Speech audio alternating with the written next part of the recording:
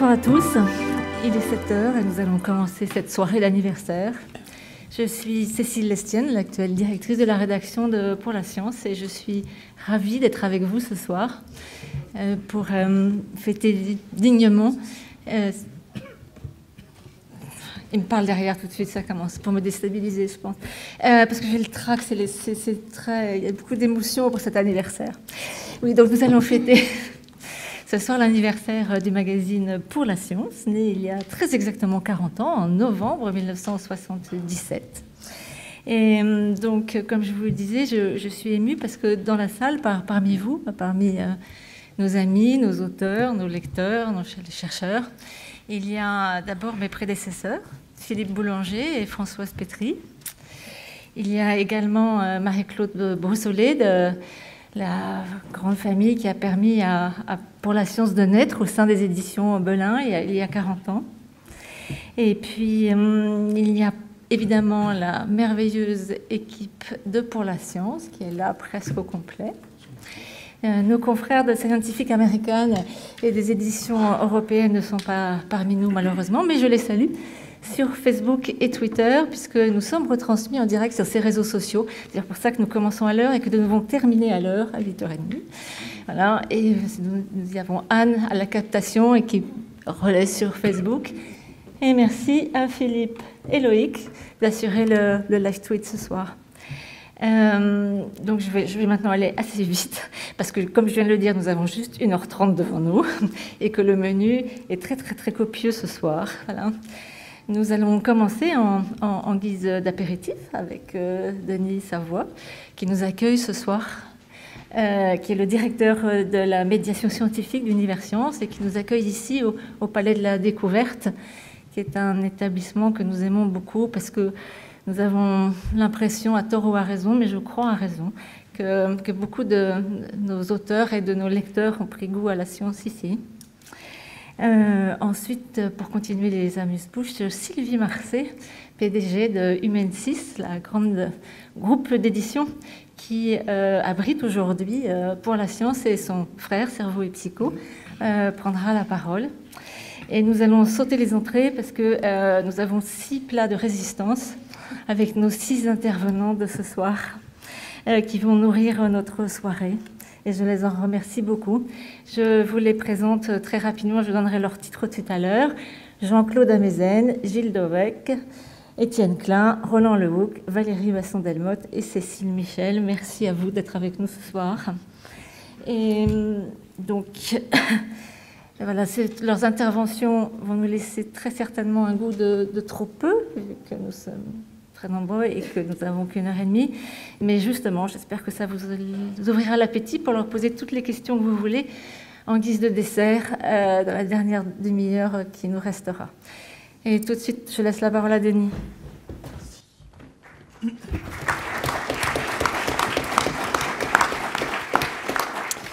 Bien, chers amis, mesdames et messieurs, je vous prie d'excuser Bruno Macquart, qui est le président d'Univers Science, qui n'a pas pu se rendre là ce soir. Et donc, c'est une grande joie pour moi de le remplacer, parce que je suis auteur pour la science, et chez Belin en plus. Et donc, c'est aussi un immense plaisir d'accueillir au Palais de la Découverte cette soirée qui est consacrée donc, aux 40 ans du magazine Pour la Science. Pour la Science et Univers Science ont une même ambition. Certains aiment à rappeler que aiment à appeler ça la vulgarisation de la science. Et rarement un mot aussi disgracieux aura désigné une cause aussi noble. Ce que nous faisons en réalité, c'est proposer à tous nos concitoyens des clés pour comprendre le monde dans lequel ils vivent. Et c'est aussi leur permettre de développer leur esprit critique et mieux se repérer dans une société qui change vite. Remplir cette mission, cela veut dire affronter un paradoxe de plus en plus grand et de plus en plus fort. La science n'aura jamais été aussi présente dans nos vies, mais chaque jour, l'obscurantisme étend un peu plus son empire. Qui eût cru, il y a 40 ans, et même encore davantage, que l'idée selon laquelle la Terre est plate gagnerait encore aujourd'hui des convaincus? Qui eût cru, il y a 40 ans, et même encore davantage, que le président de la première puissance mondiale, à l'image d'une majorité de ses concitoyens, serait un fervent adhérent aux thèses créationnistes? Ce sont là que quelques exemples qui disent simplement que notre mission, celle de présenter les faits scientifiques et d'expliquer, n'a jamais été aussi importante.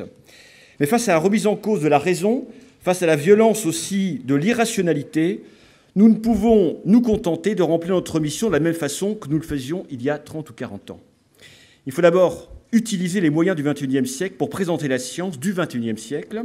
Cela veut dire notamment donner davantage de place au numérique, aux nouveaux moyens de médiation dans nos musées. Je pense plus simplement qu'il faut toujours être plus à l'écoute de nos lecteurs, de nos visiteurs et de nos citoyens. Il faut également ouvrir les frontières entre les domaines de la science, mais aussi la science elle-même vers les autres disciplines. Et il faut aussi continuer à privilégier le rapport direct entre les scientifiques et les citoyens, mais aussi avec les ingénieurs, les industriels, les artistes, les designers, les youtubeurs. Il faut sans cesse s'ouvrir sur le monde qui nous entoure. C'est en tout cas ce que nous nous efforçons de faire dans les 2 établissements de l'Univers Sciences, donc Cité des Sciences et de l'Industrie et Palais de la Découverte.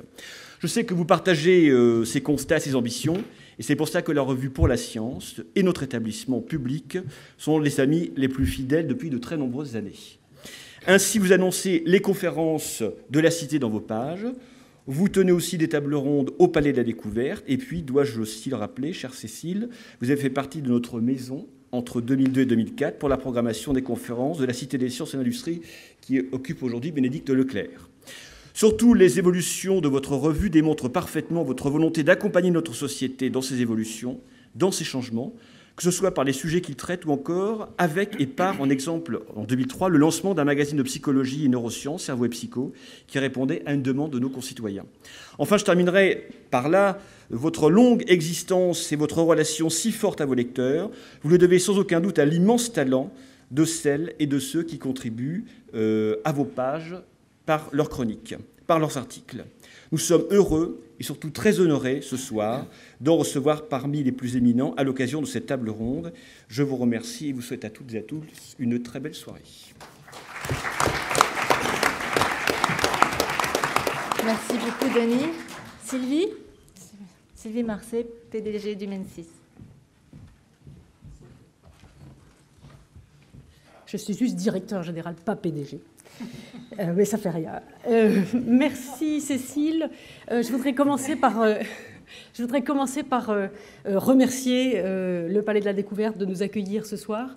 Effectivement, comme vous l'avez très bien dit, je crois que les relations pour la science et le Palais de la Découverte sont naturelles, au sens où effectivement le projet soutenu par les 2 institutions, une grande institution et notre petite, à notre mesure, institution, c'est bien de donner à comprendre le monde, c'est bien aussi de donner la parole à des auteurs, à des chercheurs, à des scientifiques, et de les aider à s'adresser à un public plus large, de façon effectivement à nous éclairer tous. Je vais juste profiter de cette occasion pour rappeler un petit peu comment Pour la Science est créé. On fait Pour la Science depuis 40 ans, mais en réalité, donc Philippe Boulanger, qui est parmi nous ce soir, qui est un ami, par ailleurs, de Marie-Claude Brossolet, dont on a cité le nom tout à l'heure, eh bien, il était en 1966 aux États-Unis dans le cadre de sa thèse, et il a découvert un numéro de Scientific American. Et d'ailleurs, il me rappelait à l'instant que son numéro de Scientific American qu'il avait frappé, c'était sur les méandres, la théorie des méandres. Et pendant 11 ans, il a mûri ce projet d'introduire en France une édition française de Scientific American. Il a mis le temps à convaincre Marie-Claude Brossolet et surtout son frère Max Brossolet, qui était alors président-directeur général des éditions Belin, de créer donc au sein des éditions Belin ce Pour la Science, en partenariat avec nos amis effectivement de Scientific American, que je salue également en direct. Philippe Boulanger est donc resté rédacteur en chef, puis directeur de la rédaction jusqu'en 2005.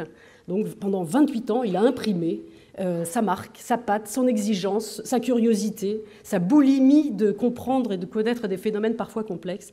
Et il a façonné cette revue. Comme ça ne lui suffisait pas, en 2003, il a effectivement lancé Cerveau et Psycho. Donc c'était le grand développement des neurosciences. Et cet affût permanent de là où la science allait, eh bien, il a permis qu'elle se concrétise dans cette publication de Cerveau et Psycho.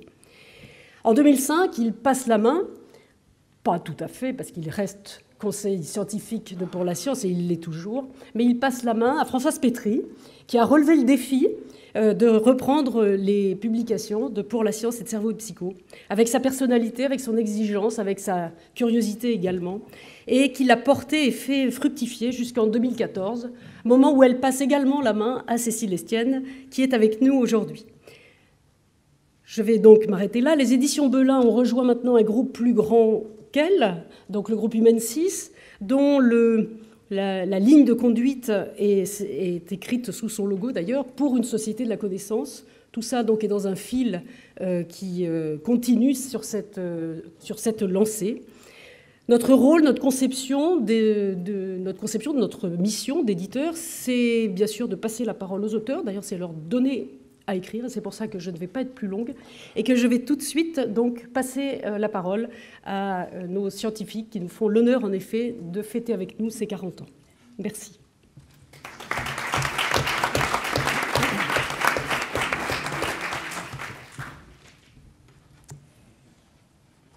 Eh bien, je ne vais pas passer la parole tout à fait dans l'ordre. On pourra partir de ce numéro des 40 ans que j'espère que vous avez tous. La conception de ce numéro a été un peu compliquée parce que quelles étaient les 40 découvertes que nous voulions garder? Ça fait l'objet d'âpres débats dans la rédaction. Mais il y en a certaines qui me paraissent effectivement absolument évidentes, dont la découverte de M. Alain Aspect, qui est dans la salle, et qui, je crois, a réveillé chez vous, Étienne Klein, qui est physicien, philosophe, chercheur au CEA, quelques souvenirs de vos études. Bien, bonsoir à toutes et à tous. Je ne sais pas où je devrais commencer. Je suis ravi de participer à cet anniversaire de Pour la Science. À vrai dire, je suis venu à pied, puisque les stations Vélib sont fermées. Là, je ne sais pas pourquoi, et peut-être qu'ils remplacent les vélos. Et pendant que je marchais, je me suis demandé, est-ce que je suis abonné à Pour la Science? Et la réponse est non. Et ensuite, je me suis demandé, est-ce que j'ai déjà été abonné à Pour la Science? Et la réponse est toujours non. Et donc, je suis ravi, je vous remercie de m'inviter quand même à célébrer cet anniversaire. Et je me suis dit que j'allais parler d'Alain Aspect, mais quand j'ai découvert qu'il était dans la salle, j'ai été pris d'une forme d'angoisse parce que je me demande si tout ce que je vais dire est vrai. Et je sais que si ça ne l'est pas, il va me le faire remarquer bruyamment. Alors, vous avez dit que beaucoup de gens aujourd'hui croient que la Terre est plate. Enfin, il y a quand même une majorité de gens qui savent qu'elle est ronde. Mais je trouve que Pour la Science et le Palais de la Découverte qui nous accueillent ont ceci de commun qu'ils essaient de nous faire comprendre comment nos connaissances scientifiques sont devenues des connaissances scientifiques. Parce que nous sommes beaucoup à savoir que la Terre est ronde, mais en fait très peu à savoir comment on a su qu'elle était ronde dans l'histoire des idées. Et si on n'est pas capable de dire comment on a su que la Terre était ronde dans l'histoire des idées, eh bien devant quelqu'un qui pense qu'elle est plate, on peut se trouver démuni d'arguments et être moins prosélyte que celui qui a une croyance inverse. Et c'est pour ça que je trouve très bien et très symbolique que l'anniversaire de Pour la Science soit célébré dans le Palais de la Découverte. Ensuite, la date de naissance de Pour la Science, 1977, correspond à un certain moment dans l'histoire de la science, sur lequel je vais revenir. Et aujourd'hui, on est à un autre moment. Et j'essaie de trouver un argument qui permette de montrer que ces deux moments sont corrélés l'un à l'autre. Et j'ai trouvé, en lisant le numéro des 40 ans et en lisant le numéro hors série consacré au Big Bang, qui vient de sortir, et il y a une corrélation qui apparaît assez nettement, et je vais essayer de vous résumer en quelques minutes. Et pour comprendre cette corrélation, il faut remonter un peu plus loin dans le temps, il faut remonter à 1935. C'est une année où Einstein, qui est à Princeton depuis 2 ans, il s'est réfugié aux États-Unis après l'arrivée d'Hitler au pouvoir en Allemagne. Il collabore avec 2 physiciens, l'un qui s'appelle Rosen et l'autre qui s'appelle Podolsky. Podolsky vient de quitter l'URSS à cause de Staline. Il avait commencé une collaboration avec Landau et il voulait écrire un livre d'électromagnétisme dans lequel il n'y ait pas de référence aux expériences, mais simplement des réflexions conceptuelles sur les concepts modernes de l'époque de l'électromagnétisme. Ce livre n'est jamais paru à cause du départ de Podolsky. Et avec Einstein, ces 2 physiciens plutôt, réfléchissent à la physique quantique, à ses implications. Depuis 1927, Einstein essaie de démontrer que cette théorie contient des contradictions, Il utilise le principe de Heisenberg pour essayer de montrer qu'il y a des choses qui ne vont pas d'un point de vue logique et que cette physique ne décrit pas la réalité telle qu'on est en droit de pouvoir espérer la comprendre. Et il raisonne en mettant en scène des expériences de pensée dans lesquelles il y a une seule particule qui est présente. Mais avec Podolsky et Rosen, ils inventent une expérience de pensée dans laquelle il y a deux particules qui sont présentes. Et ils écrivent un article très court, il fait 4 pages, dans lequel il y a très peu d'équations. Et ils posent la question de savoir si la mécanique quantique est complète ou pas. C'est-à-dire, est-ce qu'elle contient tous les ingrédients qu'on est en droit d'attendre d'une théorie physique qui prétend décrire la réalité? Et la réponse qu'ils donnent à cette question est non. Pourquoi non? Parce que, disent-ils, si la physique quantique est incomplète, s'il lui manque des ingrédients, alors elle implique des situations qui sont impossibles à accepter. Notamment si deux particules interagissent, elles s'éloignent dans l'espace, et elles restent corrélées très fortement, beaucoup plus fortement qu'une corrélation classique permettrait de le calculer. Et ça leur semble tellement impossible qu'ils ont conclu que la physique quantique est certes juste, au sens où elle rencontre des expériences, mais incomplète, au sens où il faudrait lui ajouter ce qu'on appellera plus tard des paramètres cachés, pour la débarrasser de ces situations délicates à imaginer qu'elle envisage. Ensuite, il faut attendre très longtemps pour que cette question soit vraiment reprise par les physiciens.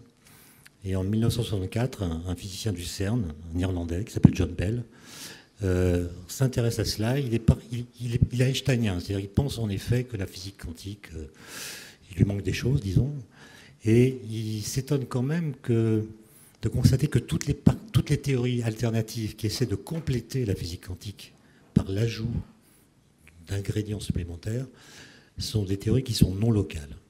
Elles ne respectent pas la localité telle qu'Einstein l'avait définie.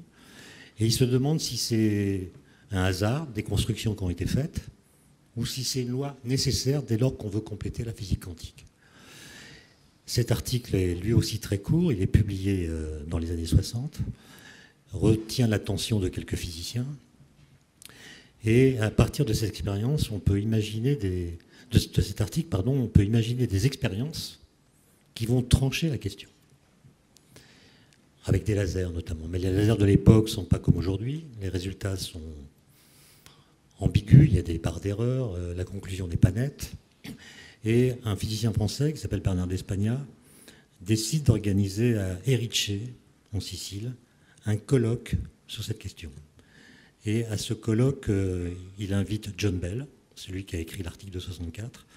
Et le colloque se tient dans un centre qui s'intitule le centre Ettore Majorana, du nom d'un physicien italien qui a disparu en 1938 dans des conditions mystérieuses.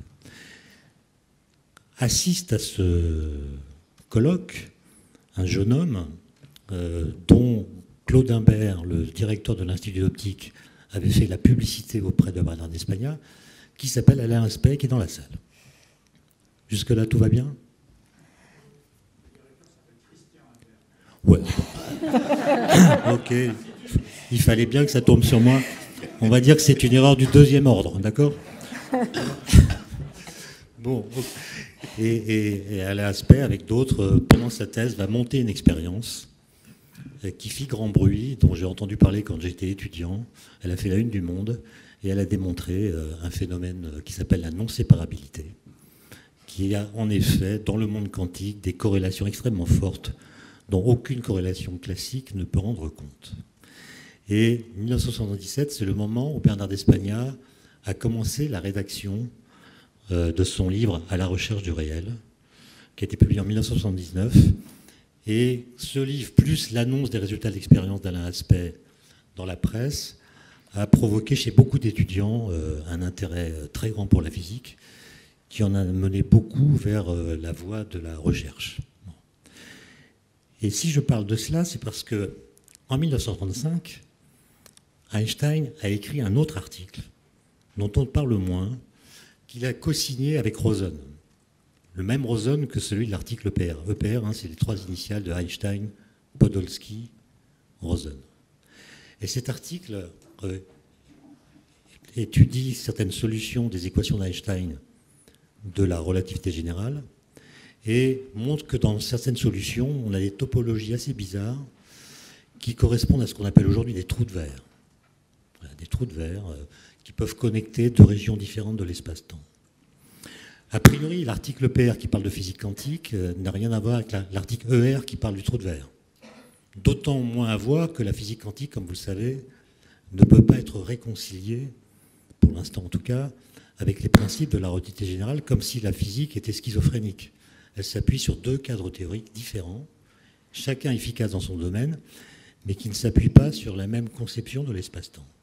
Donc c'est deux articles complètement indépendants.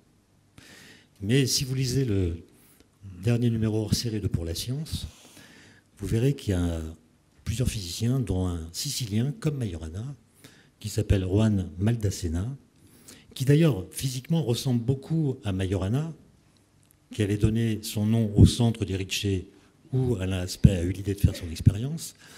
Et ce qu'a montré Maldacena avec d'autres, notamment un physicien américain qui s'appelle Leonard Susskind, c'est que si on prend deux trous noirs qui sont intriqués au sens de la mécanique quantique, c'est-à-dire qui sont très fortement corrélés, alors il doit exister un trou de verre qui les relie.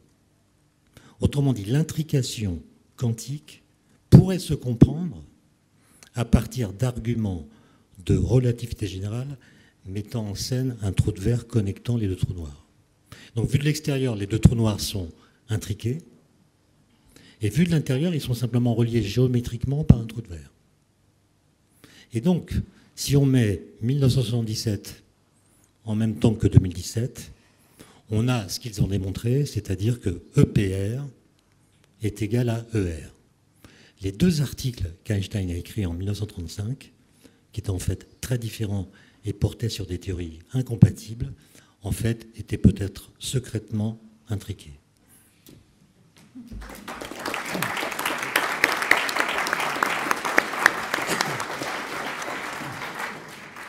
Merci Étienne et bravo. 9 minutes. 9 minutes 9 minutes. C'est ce que vous voulez savoir. Et je voudrais donner maintenant la parole pour le même exercice, parler de vos défis d'hier et d'aujourd'hui. Jean-Claude Amezen, vous êtes médecin, chercheur, immunologiste. Et parmi tous vos titres, on va garder celui de président d'honneur du Comité consultatif national d'éthique. Merci et bonsoir à tous et bon anniversaire pour cette remarquable et merveilleuse aventure qui a maintenant 40 ans. Je crois que depuis 40 ans, il y a eu une floraison de découvertes dans les sciences du vivant qui ont remis en question des représentations qu'on avait jusque-là et qui les ont bousculées, qu'il s'agisse des relations qu'on imaginait entre ce qu'on appelle la jeunesse et ce qu'on appelle le vieillissement, ou entre la vie et la mort au niveau des organismes, et où pour la première fois durant les derniers 40 ans, il s'est avéré possible de prolonger la durée de la jeunesse et de retarder le vieillissement et d'augmenter la durée de vie maximale dans plusieurs espèces animales, qu'il s'agisse des relations entre la vie et la mort au niveau des cellules et des mécanismes d'autodestruction qu'on appelle des mécanismes d'apoptose, qu'il s'agisse des rythmes du vivant, et c'est la découverte des horloges biologiques, qu'il s'agisse de l'origine de maladies, de l'origine rétrovirale de maladies et de la mise au point pour la première fois de médicaments qui permettent de traiter ces maladies rétrovirales comme le sida.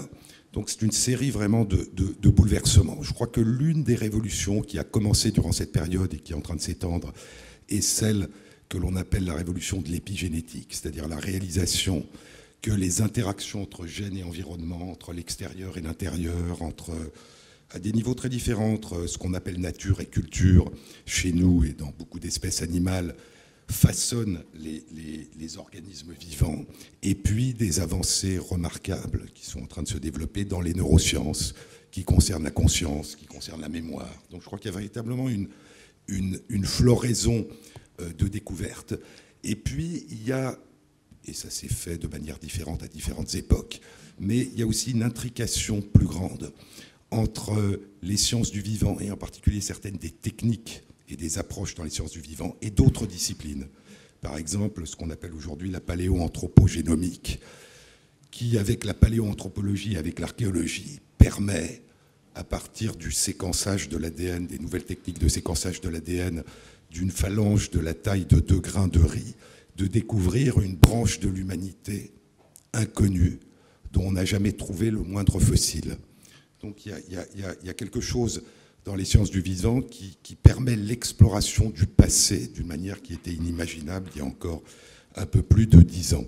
Et puis il y a d'autres interfaces entre l'informatique, entre les algorithmes et les machines, les interfaces cerveau-machine, qui là aussi ont abouti à des approches en plein développement.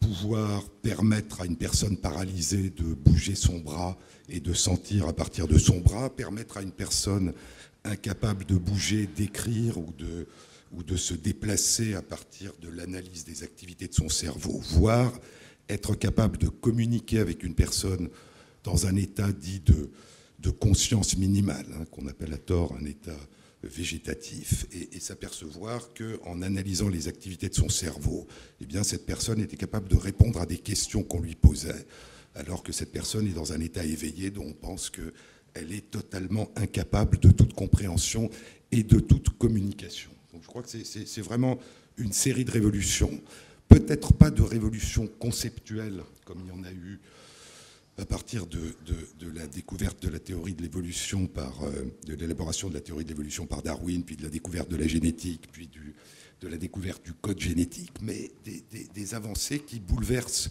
les représentations. Je crois une utilisation de plus en plus grande et qui deviendra de plus en plus grande de la modélisation mathématique pour comprendre des équilibres, des symbioses, des équilibres écologiques à la fois au niveau du corps des organismes, mais au niveau des écosystèmes.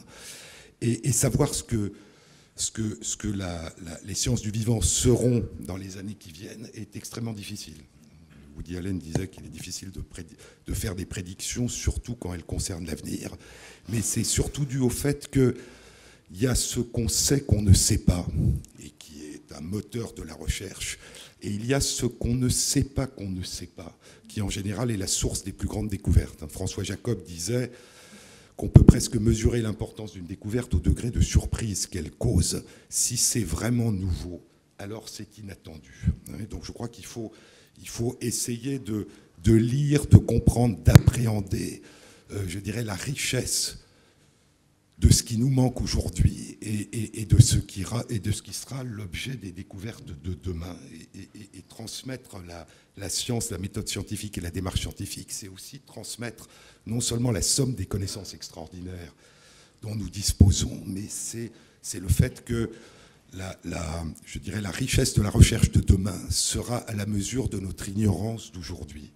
Et donc essayer de transmettre cette ignorance et donc cette source de questionnement futur. Et puis, il y a, devant cette explosion de connaissances, et en tout cas dans les sciences du vivant, il y a toujours cette réflexion attribuée à Francis Bacon, que knowledge is power, que la connaissance est du pouvoir, et qu'avec le pouvoir vient la responsabilité, et donc le respect et l'humilité. Et lorsque l'on regarde le degré de connaissance que nous avons atteint aujourd'hui et l'état du monde, eh bien, il y a une discordance majeure. Non seulement l'état du monde, l'état de la nature, les dégradations des écosystèmes, la pollution, mais aussi l'état de l'humanité. La faim, les personnes qui n'ont pas d'eau potable, les maladies qu'on pourrait prévenir et qu'on ne prévient pas, les inégalités, la pauvreté, la façon dont on accompagne des personnes handicapées ou des personnes âgées, y compris dans notre pays. Et donc, il y a un effort pour, je crois, essayer de faire en sorte que ce que nous apprenons de merveilleux et d'extraordinaire et ce dont nous disposons en matière de pouvoir de modifier la réalité et le vivant puisse être appliqué pour essayer de faire en sorte que ces tragédies et ces désastres disparaissent. Et je crois que dans ce sens, la connaissance scientifique, la transmission de la connaissance scientifique, le fait que la connaissance scientifique et les sciences fassent partie de la culture générale au même titre que les autres approches humaines, est essentiel non seulement pour s'émerveiller de la compréhension du monde qu'elle nous donne, mais pour donner les outils qui permettent d'essayer individuellement et collectivement de transformer les aspects les plus désastreux de la réalité. Un des principes de l'éthique biomédicale moderne depuis 70 ans exactement maintenant, hein, puisque c'est le code Nuremberg en 1947 qui suit le procès des médecins nazis à Nuremberg. C'est ce qu'on appelle le choix libre et informé, c'est-à-dire le fait de pouvoir donner à une personne les éléments essentiels qui n'en font pas dans le domaine des sciences du vivant un biologiste ou une biologiste ou un médecin ou une médecin, mais qui donne suffisamment d'éléments de compréhension des enjeux pour que la personne puisse librement réfléchir à ce qu'elle choisit, à ce qu'elle décide de faire. Et je crois que, là encore, depuis plusieurs dizaines d'années, le Comité consultatif national d'éthique a été le premier comité de ce type créé au monde, mais il en existe maintenant dans tous les pays européens et dans la plupart des pays du monde. Le principe de ces instances éthiques, ce qui fonde leur légitimité, c'est qu'elles incluent l'expertise, mais qu'elles la dépassent. Autrement dit, aujourd'hui, une instance éthique dans le domaine biomédical serait considérée comme illégitime si elle ne comportait, pour des questions qui touchent les sciences de la vie et la santé, que des biologistes et que des médecins. Et c'est en incluant paradoxalement des personnes qui viennent d'horizons complètement différents que s'acquiert ou que devient possible cette légitimité à essayer d'appliquer au mieux les connaissances nouvelles et les possibilités techniques nouvelles dans le respect de chacun. Et ça me frappe toujours que dans d'autres domaines, comme les grandes questions économiques, mais il y a beaucoup d'autres domaines, on considère que c'est aux experts qu'il convient, et aux experts seuls, de proposer les choix qui sont socialement les plus souhaitables. Et que l'idée, par exemple, qu'un comité des communistes comporte des biologistes, des anthropologues, des philosophes, des juristes et des personnes choisies parce qu'elles appartiennent à la société, est une idée qui apparaît toujours étrange. Et donc je crois que si la démarche éthique biomédicale ne s'est pas trompée, il serait peut-être souhaitable qu'elle soit étendue à d'autres domaines et que ce principe du choix libre et informé, pouvoir disposer des éléments de la connaissance pour librement décider, qui est un principe de l'éthique biomédicale au niveau individuel, quand il est exercé collectivement, il a pour nom démocratie.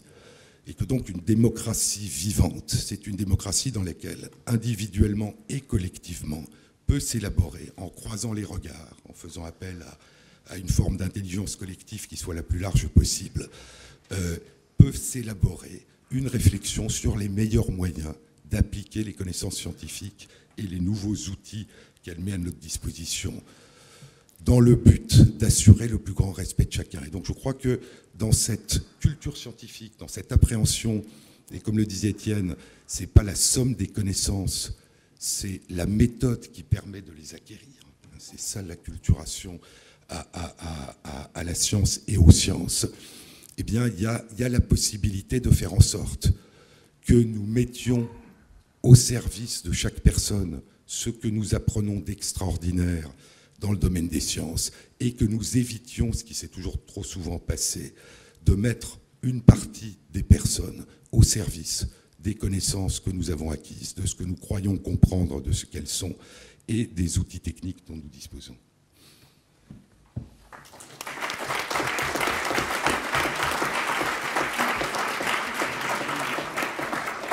Merci beaucoup, Jean-Claude.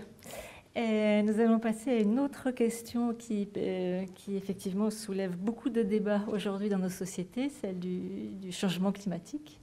Et pour cela, je vais donner la parole à Valérie Masson-Delmotte, qui est paléoclimatologue, directrice de recherche au CEA et coprésidente du groupe de travail numéro 1 du GIEC, qui est chargé d'établir les faits scientifiques sur les causes et les évolutions du changement climatique, ce qui, à la sortie de la COP23, est vraiment d'actualité. Merci beaucoup. Savez-vous qu'il y a chaque année, aujourd'hui, plus de 20 000 publications scientifiques avec les mots-clés changement climatique dans les journaux à comité de lecture? C'est un domaine de recherche foisonnant dans le monde entier. Comment en est-on arrivé là? En 1977, donc il y a 40 ans, j'ai 6 ans. Je sais à peine lire, je commence à compter. Et pourtant, ce sont déjà les prémices d'une révolution en sciences du climat, avec beaucoup de connaissances théoriques déjà disponibles pour comprendre le fonctionnement de l'atmosphère, les bases, par exemple, de l'effet de serre, et les balbutiements d'un ensemble de méthodes pour comprendre le fonctionnement de ce système complexe qu'est celui du système climatique. Alors, des révolutions sur les technologies d'observation, À la fin des années 70, on est au début de la conquête de l'espace et de l'observation par satellite de la Terre. On est dans une phase de mise en place intensive de réseaux de mesure, de campagnes en mer, et les débuts de l'exploitation des archives naturelles que constituent les carottes de glace, et le développement de méthodes permettant d'en extraire des informations sur le climat ou la composition atmosphérique. Les années 70, c'est aussi une étape clé dans la compréhension des processus de l'atmosphère, de l'océan, du cycle du carbone. Et puis, grâce à la révolution informatique, de la puissance de calcul, l'émergence de la modélisation du climat, qui est vraiment une étape décisive, permettant de comprendre la variabilité du climat, essentielle pour la prévision météorologique, et essentielle pour, comme dans tout domaine scientifique, observer, comprendre et évidemment prévoir. La fin des années 70, c'est aussi un moment clé dans la caractérisation et la compréhension des changements passés et des changements récents, avec une date importante, 1979, une des premières conférences mondiales sur le climat, une conférence scientifique, avec toutes les intuitions qui sont là, toutes les questions posées qui restent d'actualité. Je vous invite à en lire les actes. C'est vraiment impressionnant en termes d'intuition.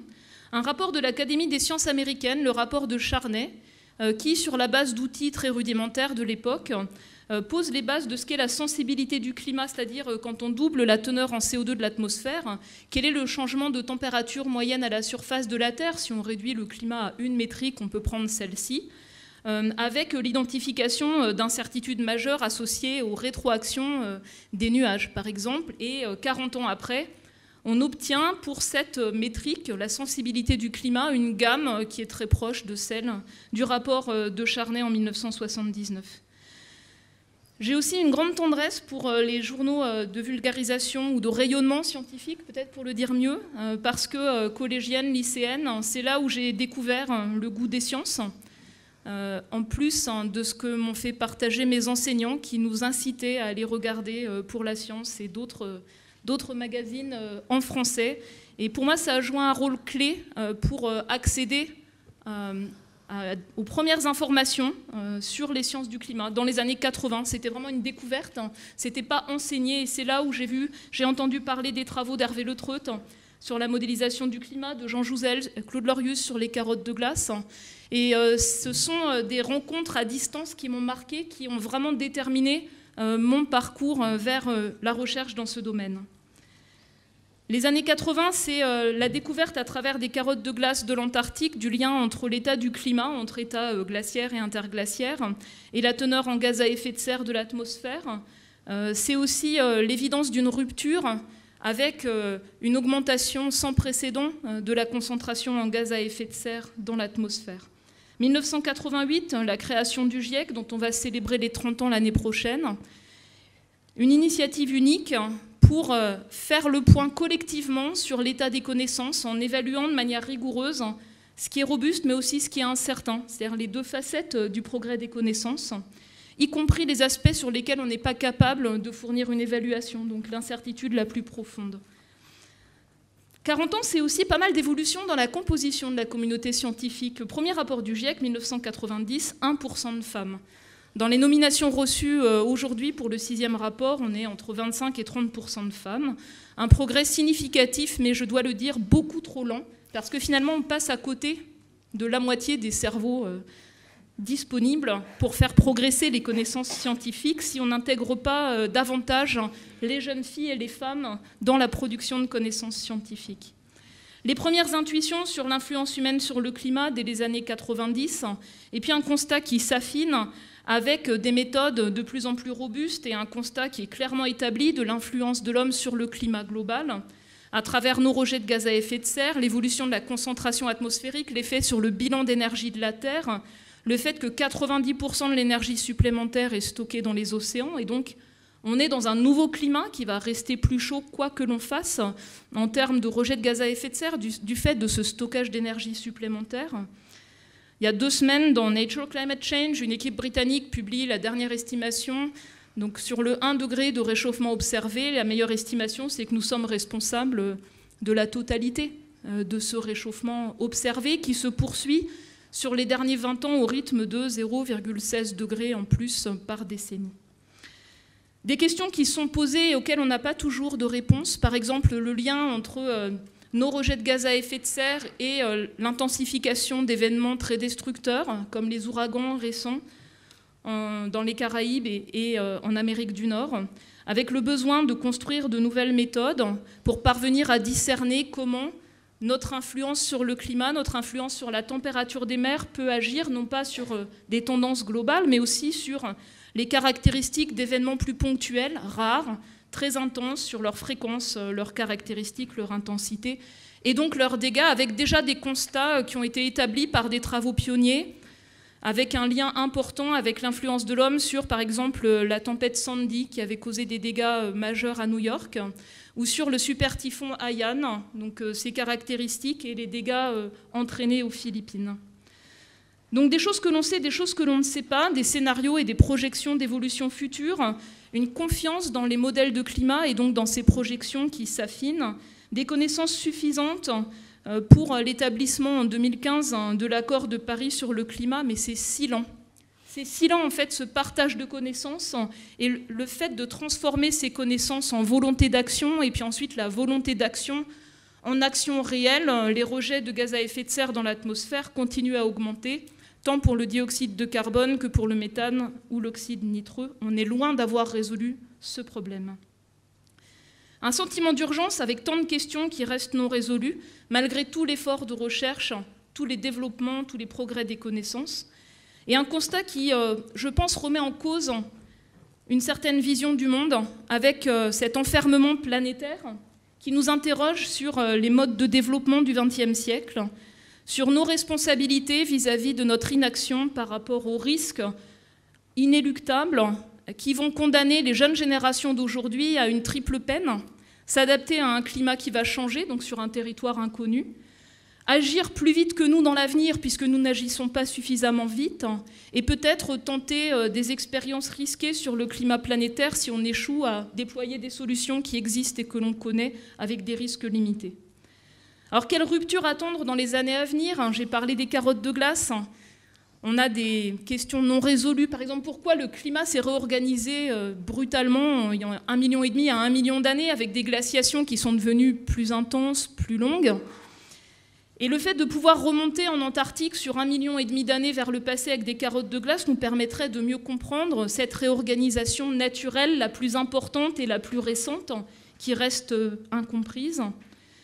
J'ai parlé de la sensibilité du climat. Il y a des méthodes très nouvelles d'observation du fonctionnement des nuages, de leur interaction avec les mécanismes verticaux de l'atmosphère, la convection, avec la circulation atmosphérique de grande échelle, l'interaction également avec le stockage de chaleur dans les océans, la structure de température à la surface des mers, et une notion qu'on appelle des contraintes émergentes qui permettrait de tirer parti de processus mieux observés aujourd'hui pour enfin réduire une incertitude qu'on n'arrive pas à réduire depuis quasiment 40 ans sur la sensibilité du climat.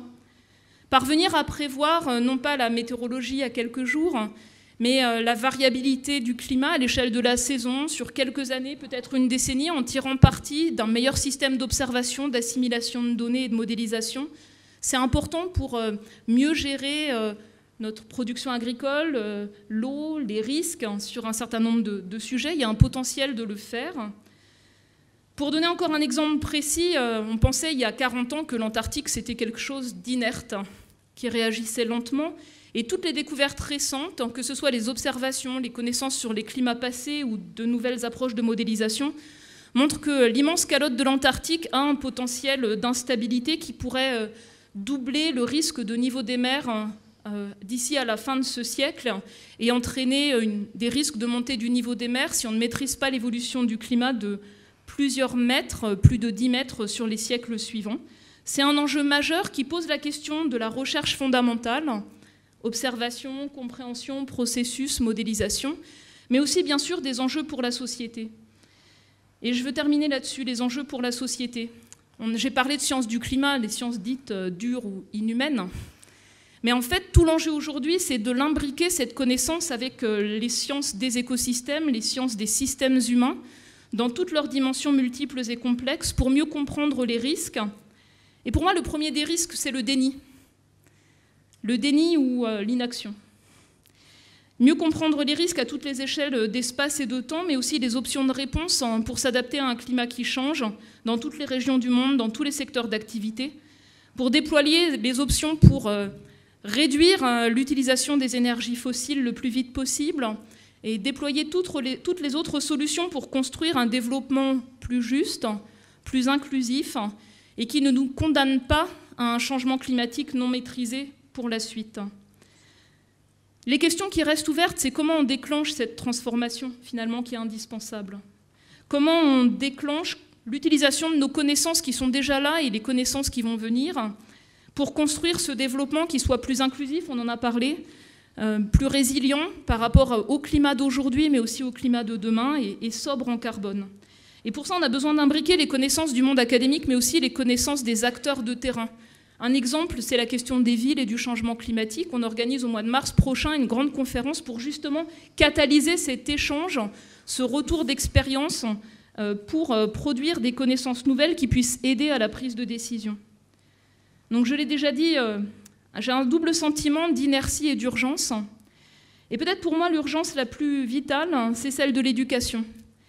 On l'a dit, l'éducation à la démarche scientifique, mais plus largement le goût des sciences. Les sciences, ça ne sert pas à trier les gens. C'est pourtant souvent perçu comme ça. Donc comment donner le goût de ce raisonnement, de cette méthode, et partager ce goût des sciences avec tous. Comment donner les moyens aux jeunes pousses, aux jeunes talents, jeunes femmes et jeunes hommes, partout, pour faire de la recherche.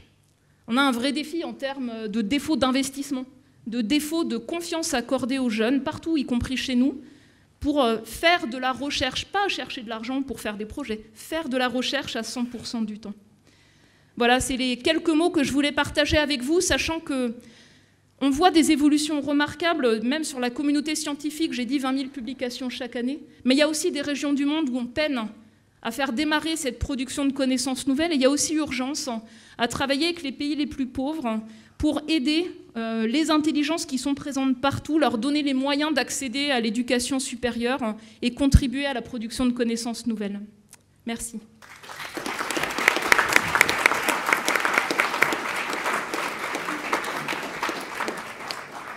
Merci Valérie. Je vais maintenant donner la parole à une autre chercheuse, Cécile Michel, qui œuvre beaucoup justement pour donner le goût des sciences à un public le plus large possible.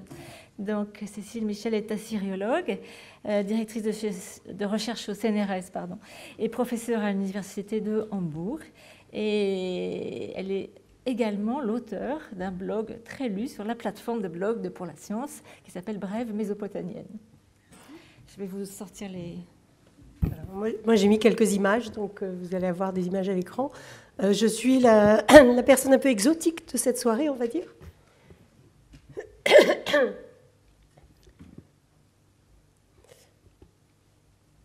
Voilà, je suis assyriologue. Alors, qu'est-ce que c'est que l'assyriologie? C'est un drôle de mot.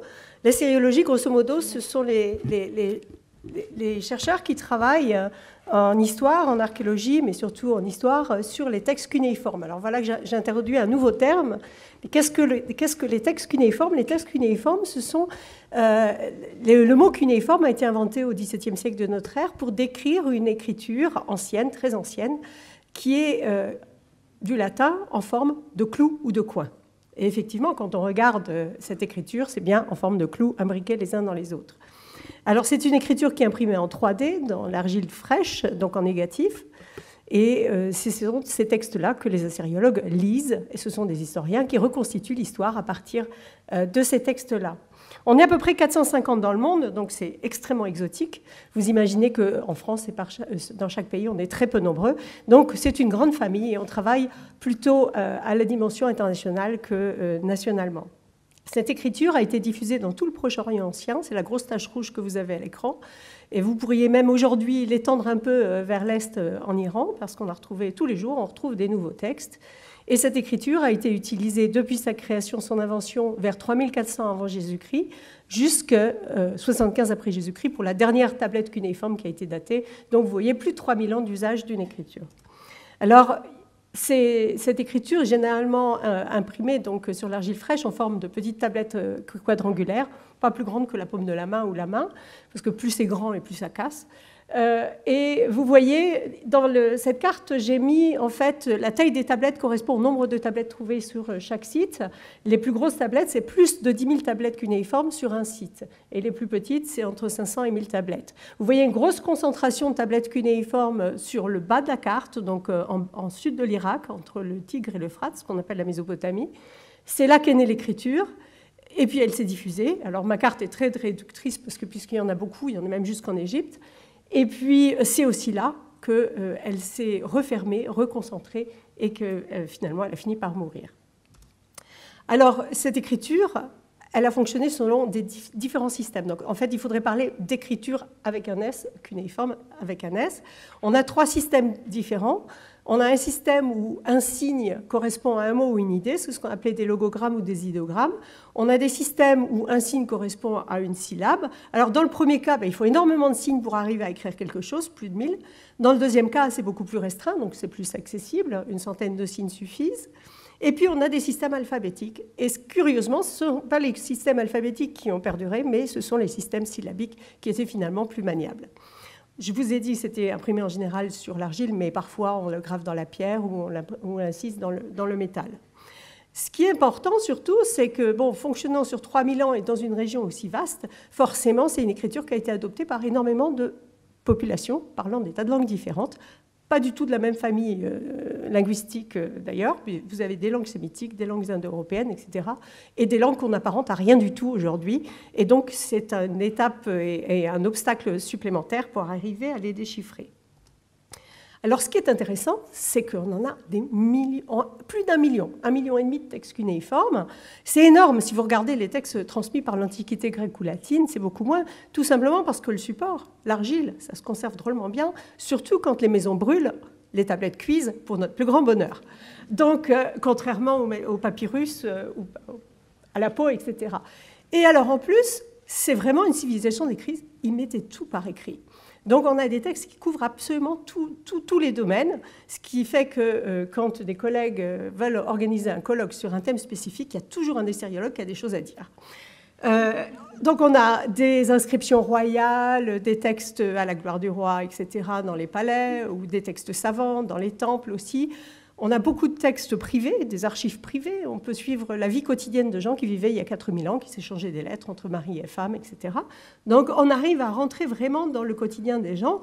Et c'est le travail de nous autres historiens de déchiffrer d'une part ces tablettes et puis de reconstituer 3000 ans d'histoire du Proche-Orient. C'est extrêmement important. C'est extrêmement important parce que c'est une terre qui a été extrêmement fertile en invention, voire le mot à la mode aujourd'hui, innovation. Et c'est effectivement dans cette région du monde qu'est née l'agriculture, qu'ont été domestiquées les premières espèces animales, qu'on a inventé les techniques pour tisser les fibres végétales ou animales, l'invention de la charrue, de l'irrigation, le tour du potier, le moulage à cire perdue pour le métal, la roue, les premières roues, la naissance des villes, l'écriture bien entendu. Bref, il y en a énormément. Et puis je finis par la base 60, parce que la base 60, on l'utilise aujourd'hui pour mesurer le temps et les angles. Donc finalement, on a hérité aussi pas mal de choses de cette civilisation mésopotamienne. Alors c'est aussi une région, malheureusement, qui est le terrain de guerre depuis plus de 40 ans. Si on regarde la succession des guerres, on s'est passé de Liban à l'Iran, au Golfe, en Irak. Tout le monde a entendu parler du pillage du musée de Bagdad et de 15 000 pièces du musée qui sont parties. On n'en a retrouvé que 5 000 aujourd'hui. Et puis en 2011, cette guerre civile terrible qui a éclaté en Syrie, et puis Daesh en 2014, qui s'est emparé des régions de Raqqa, Deir ez-Zor et Mossoul. Alors ce qui est nouveau avec Daesh, parce que le pillage des antiquités, ça existe depuis des années, ça s'est accéléré en 1990 avec le blocus américain. En Irak, les paysans très pauvres n'avaient plus qu'une solution, c'était d'aller faire des trous dans leurs champs pour essayer de trouver des tablettes et les vendre sur les marchés. Et puis, ça a vraiment explosé avec l'arrivée de l'armée américaine en Irak, donc avec le pillage du musée de Bagdad. Et depuis 2014 et l'arrivée de Daesh, on a un phénomène complètement nouveau. Ces antiquités, ce pillage, il est institutionnalisé maintenant.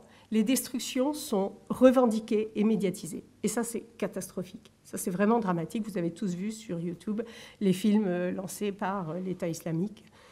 sur l'explosion du palais de Kalrou, la ville moderne de Nimroud, etc. Nous, ça nous a fendu le cœur, c'est évident. Donc, à côté du drame humain, de toutes ces guerres qui se sont succédées, eh bien aussi le drame du patrimoine culturel, les sites, les monuments, etc., qui disparaissent ou qui sont arrachés à leur contexte. Ça revient à peu près au même. Alors, comment arriver à aller de l'avant? Parce que, bon, on ne peut pas se contenter de constater ce qui se passe, on doit aller de l'avant. Eh bien, le meilleur moyen d'aller de l'avant, et je reviens à ce que Valérie disait à l'instant, c'est éduquer. Éduquer, éduquer, éduquer, partager, transmettre. Donc, évidemment, il y a énormément de gens sur place, en Syrie, en Irak, qui tiennent le rôle de monument men, qui essayent de réparer, restaurer, inventorier les dégâts, mais qui aussi vont dans les camps de réfugiés, et qui essayent de transmettre aux jeunes et aux moins jeunes l'importance de ce patrimoine qu'on essaye de faire disparaître. On essaye d'effacer le passé. Alors, il y a mille et une façons de le faire, des livres, des blogs, des expositions, etc. Pour ma part, je me suis plutôt... Enfin, j'essaye d'en faire un petit peu beaucoup, mais je participe plutôt à l'accompagnement associatif. Et là, je viens de vivre une expérience absolument extraordinaire. Des gens extrêmement dynamiques et qui veulent vraiment transmettre ont monté une association qui s'appelle les Musées en Voyage. Et j'ai participé avec eux à quelque chose de magnifique, à la Grande Borne, à Grigny. Eh bien, il y a des appartements vides qui sont transformés en musées. En musées qui sont entièrement construits par les habitants de Grigny. Et puis, je leur ai dit comme une boutade, « Oh, vous avez quand même un petit budget, là, pendant 3 ans du Conseil général. Pourquoi vous ne offriez pas une copie du Code du Hammurabi, grandeur nature ?» Qu'à cela ne tienne. Le Code du Hammurabi est arrivé à la Grande Borne à Grigny. Alors ça, vraiment, ça fait chaud au cœur. Alors du coup, bien sûr, ça a été l'occasion de faire la fête, d'essayer de reconstituer la vie quotidienne en Mésopotamie il y a 4000 ans. Et bien, tout le monde s'en est donné à cœur joie.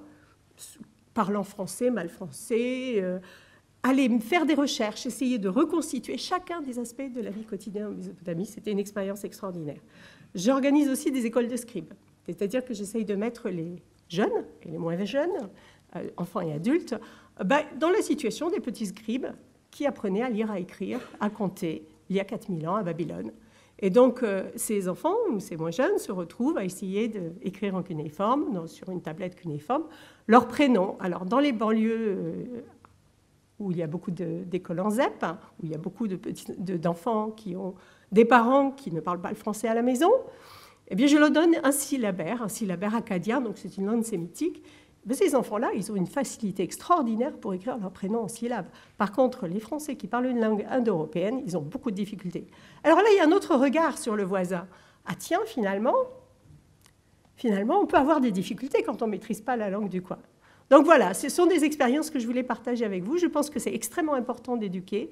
Et pour la science, y participe en publiant effectivement les blogs, etc.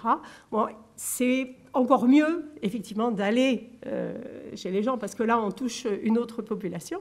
Mais, à mon avis, c'est une expérience extraordinaire. Donc, bon anniversaire pour la science. Merci.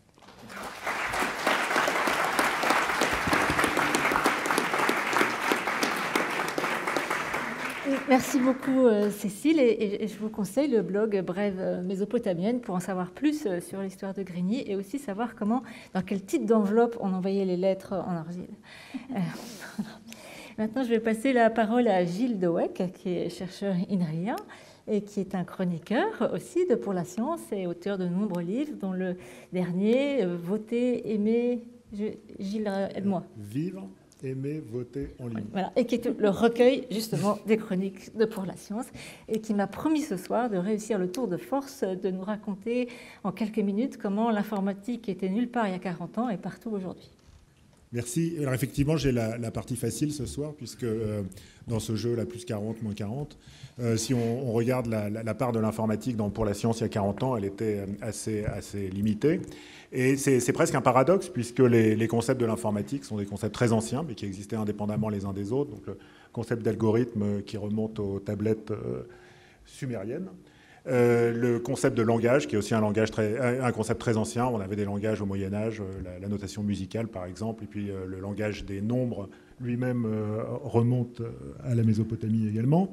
On avait des notions de machines qui, un exemple dans l'Antiquité, c'est les machines d'Héron d'Alexandrie. Et puis la notion d'information, on a l'habitude de la faire remonter au moins à Gutenberg, mais peut-être aussi à l'alphabet, mais peut-être à l'écriture elle-même, mais peut-être même à l'invention, à la création des langues. Voilà, donc c'est des concepts très anciens. Mais c'est seulement au début du XXe siècle, dans les années 30, que ces concepts se sont agrégés, se sont imbriqués les uns dans les autres, comme les pièces d'un puzzle. Voilà, se sont intriqués pour former une science nouvelle qui s'appelle l'informatique. Et donc, en 1977, l'informatique existait déjà depuis longtemps, même dans cette forme, puisque le premier article d'informatique, c'est un article, on peut toujours discuter, mais traditionnellement, notre Big Bang, c'est en 1936, l'article d'Alan Turing sur le problème de l'arrêt. Et puis, il y avait des machines, des ordinateurs depuis les années 40, donc la création de l'ordinateur, l'invention de l'ordinateur, c'est discuté aussi, mais disons c'est entre 41 et 48, on est sûr qu'avant 41, il n'y a pas d'ordinateur, après 48, il y en a. Et l'invention du réseau existait déjà depuis plus de 10 ans, il y a 40 ans, puisqu'on a fait, je n'ai pas fait le calcul, mais on a fêté il y a récemment les 50 ans d'Internet. On va fêter, l'année prochaine, les 50 ans d'Internet.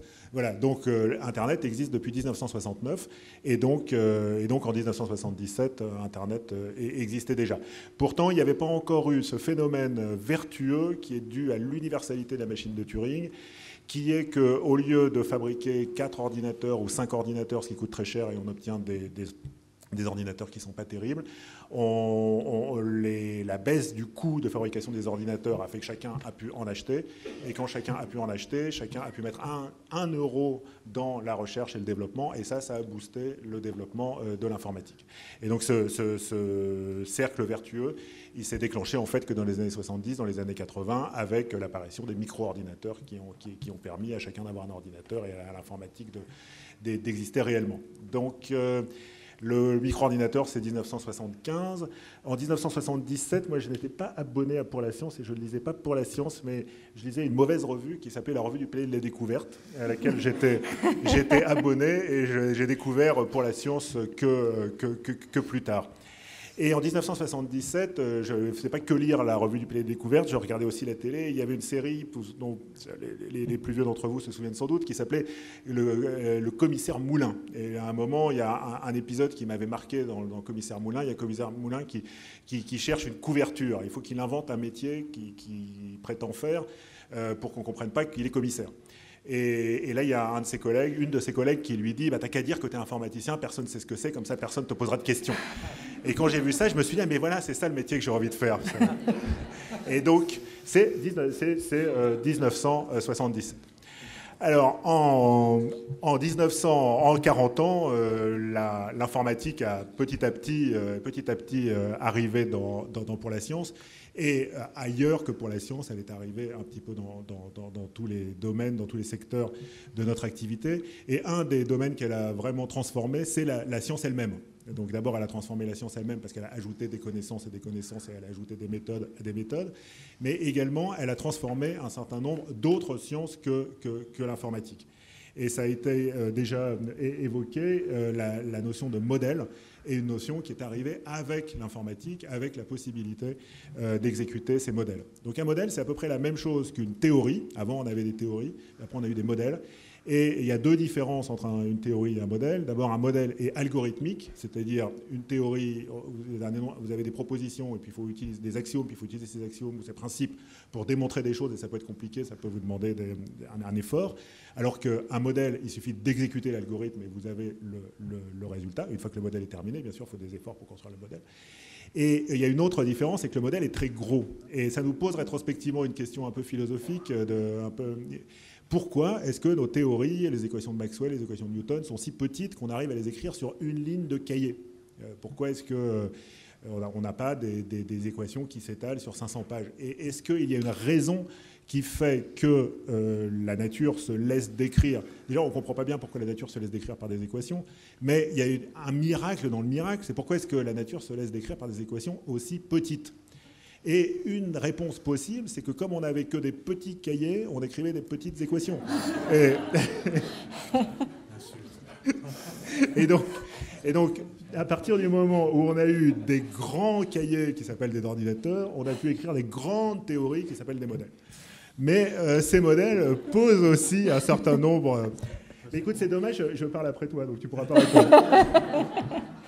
Mais si, après. Ces modèles posent un certain nombre de questions philosophiques nouvelles, des questions épistémologiques nouvelles, en particulier sur quand est-ce qu'on peut décider qu'un modèle est bon. Alors, quand est-ce qu'on peut décider qu'une théorie est bonne? Il y a un certain nombre de gens qui avaient répondu à cette question, notamment Karl Popper, qui avait dit qu'il faut que la théorie fasse des prédictions, et il faut que les prédictions soient en accord avec des observations.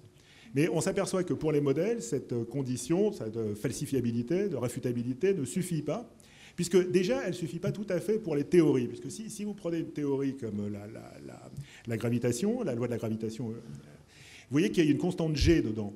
Et si vous avez une seule observation, vous pouvez toujours trouver une valeur de la constante G qui fait que votre observation est validée par la théorie. Et donc c'est pour ça qu'il faut au moins 2 observations pour valider la théorie de la gravitation. Sinon, vous pouvez toujours jouer sur le paramètre pour mettre en accord a posteriori la théorie et les observations. Et il y a une nouvelle difficulté que posent les modèles par rapport aux théories, c'est qu'il n'y a pas un paramètre, mais il y a des centaines, parfois des milliers de paramètres. Et donc la question de la validation expérimentale, l'accord avec l'expérience, n'est plus suffisant comme facteur de qualité du modèle. Il faut avoir un accord entre le modèle et une très grande quantité d'observations. Il faut que la quantité d'informations qui est contenue dans les observations soit supérieure à la quantité d'informations qu'on met dans les paramètres. Parce que sinon, et vous voyez là, il y a une notion de quantification, de valeur quantitative de l'information, parce que sinon, le modèle se laisse toujours paramétrer pour expliquer plus ou moins ce que l'on veut. Et ça, c'est une transformation complète dans la compréhension même de ce qu'est une théorie scientifique. Alors, j'ai évoqué des transformations dans les sciences, et là, dans la philosophie des sciences. Et il y a aussi une autre transformation qui nous a amené à reposer des questions qui étaient un petit peu laissées en suspens depuis le XVIe siècle, depuis les débuts de l'humanisme, précisément sur la nature de l'humanité. Il y a quelque chose qu'on entend très souvent quand on est informaticien, c'est de dire que voilà, jamais un ordinateur ne sera capable de faire une multiplication. Alors, ça, c'était ce qu'on disait au XVIIe siècle, avant que Pascal et Schickard et Leibniz inventent leur machine. On disait, bah non, une multiplication, ça demande de l'intelligence, c'est un être humain qui peut le faire, une machine ne peut pas le faire. Bon. Alors après, on a entendu, ok, d'accord, maintenant les ordinateurs savent faire des multiplications, mais jamais un ordinateur ne pourra jouer aux échecs. Bon. Après, les ordinateurs ont battu les champions du monde d'échecs, donc le discours a été jamais un ordinateur ne pourra battre un joueur de Go, parce que la combinatoire du Go est très supérieure à celle des échecs. Bon. Puis voilà, maintenant, il y a des ordinateurs qui battent les humains au Go. Alors, ce type de discours ne meurt jamais. Maintenant, on nous dit, mais jamais un ordinateur ne pourra traduire un texte, par exemple, d'une langue vers une autre.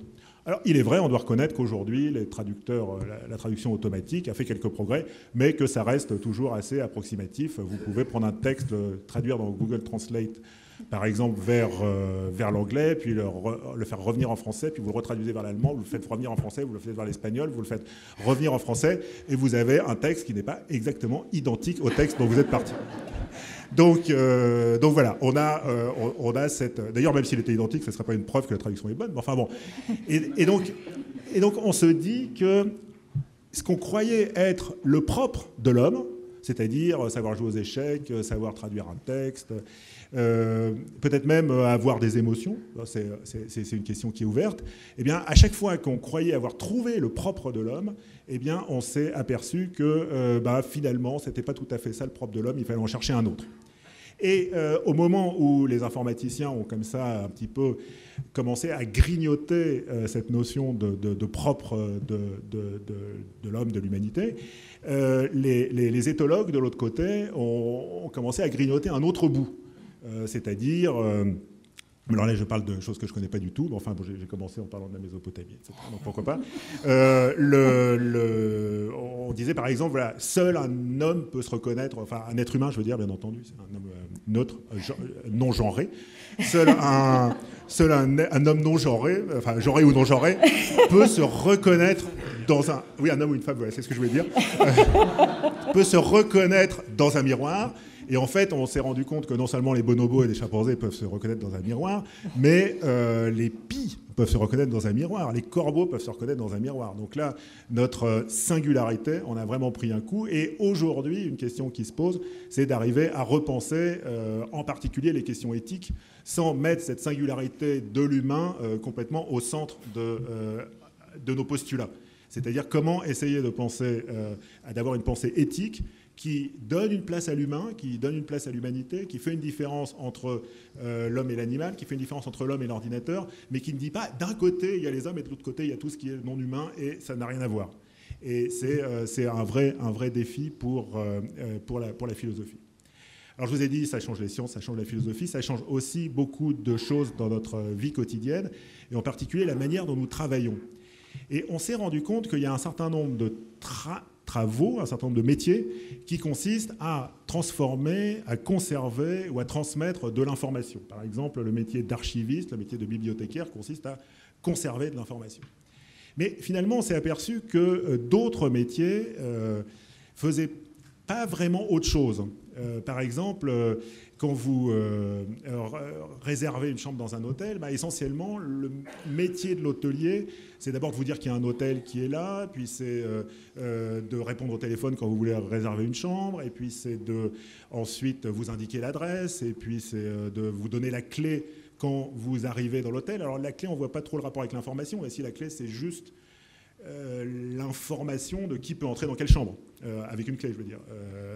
Et voilà, donc par exemple, on s'aperçoit que les hôteliers, certes, de temps en temps, changent les draps dans les lits, font une machine ou je ne sais quoi, ou passent un coup d'aspirateur, mais l'essentiel de leur métier, c'est d'échanger de l'information. Et pareil pour les chauffeurs de taxi qui se sont rendus compte qu'échanger de l'information, c'est pour ça qu'ils ont une petite lumière verte ou rouge sur le taxi, et puis en fait, il y a plein d'autres moyens d'échanger de l'information, comme un téléphone, et vous avez un taxi qui arrive en bas de chez vous, avec ou sans lumière.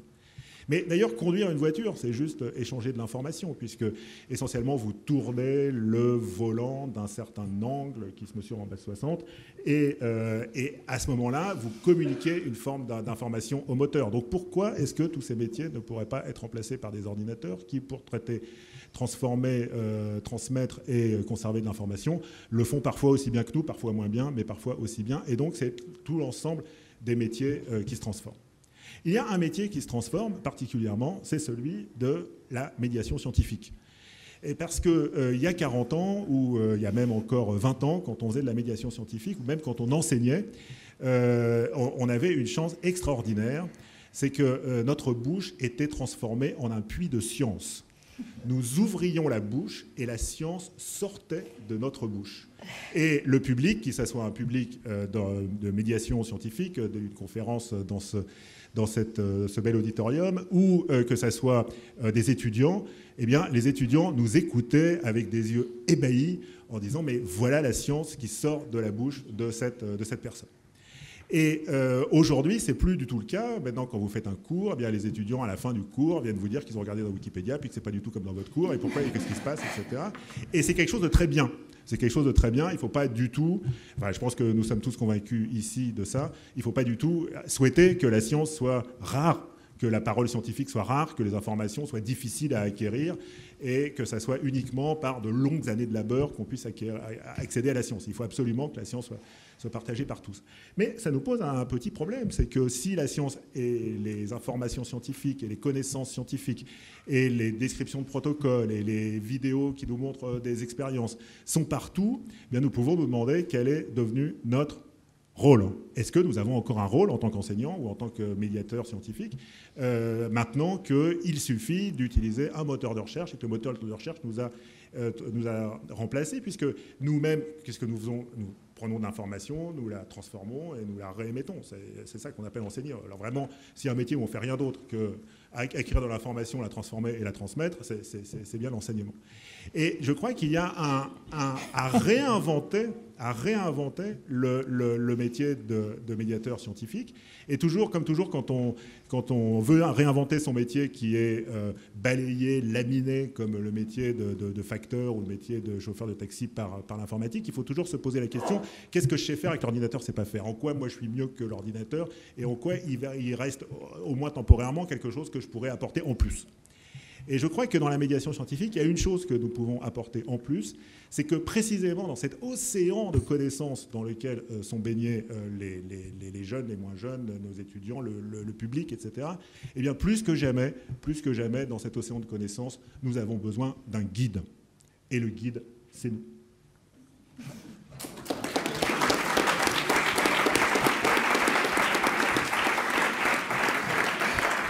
Merci Gilles, j'espère que je peux traduire que pour la science reste un guide. Et pour terminer, je vais passer la parole à Roland Lehoucq. C'est un peu un dessert pour nous, je vais m'expliquer. Parce que Roland Lehoucq est astrophysicien au CEA. C'est un collaborateur historique du magazine. C'est un spécialiste de science-fiction que tout le monde connaît très bien. Et c'est surtout, beaucoup mieux que Gilles, un lecteur de PLS, pas depuis le numéro 1, mais depuis le numéro de janvier 1978 que vous voyez là affiché. Je ne sais pas si Philippe, tu t'en souviens. Voilà, et il va nous raconter qu'il continue à lire le magazine papier. Alors, pratique. Oui, c'est ça. C'est-à-dire que je vais essayer de vous raconter l'histoire, pas de ma vie, parce que ce sera un peu long, pas très intéressant, mais l'histoire de ma vie avec Pour la Science, qui est un peu plus courte, peut-être plus intéressante vu le contexte aujourd'hui, puisqu'on fête les 40 ans de cette honorable revue, et en plus dans un endroit comme le Palais des Découvertes, que j'ai découvert à peu près au même moment où j'ai découvert Pour la Science, par ce numéro-là. Vous voyez, c'est pas le numéro le plus sexy qu'on puisse imaginer. La couverture, c'est l'usinage par abrasion. On a beau dire, et dedans, c'est génial, il y a l'article, il y a des photos, des micro-photographies de la façon dont les outils travaillent le métal avec des... Bon, c'est un truc de fou. Plus jamais personne n'oserait publier ça dans une revue de vulgarisation généraliste.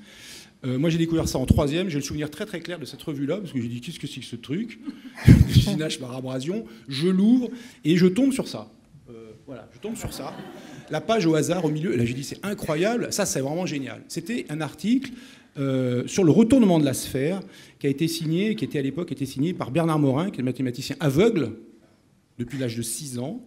Donc déjà, on voit l'effort mental, enfin on peut imaginer, hein, nous qui y voyons, l'effort mental pour imaginer ça, et qui a explicité le premier retournement de la sphère. On savait que c'était faisable topologiquement, mais lui, il a dit, on va faire comme ça.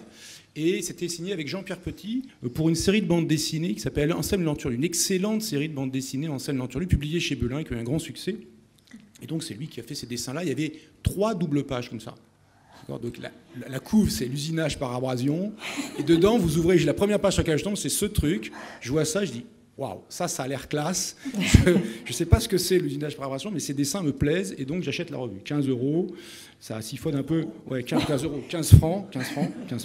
Oui, pas 15 € en 79. Donc j'achète la revue en me disant, ça a l'air cool.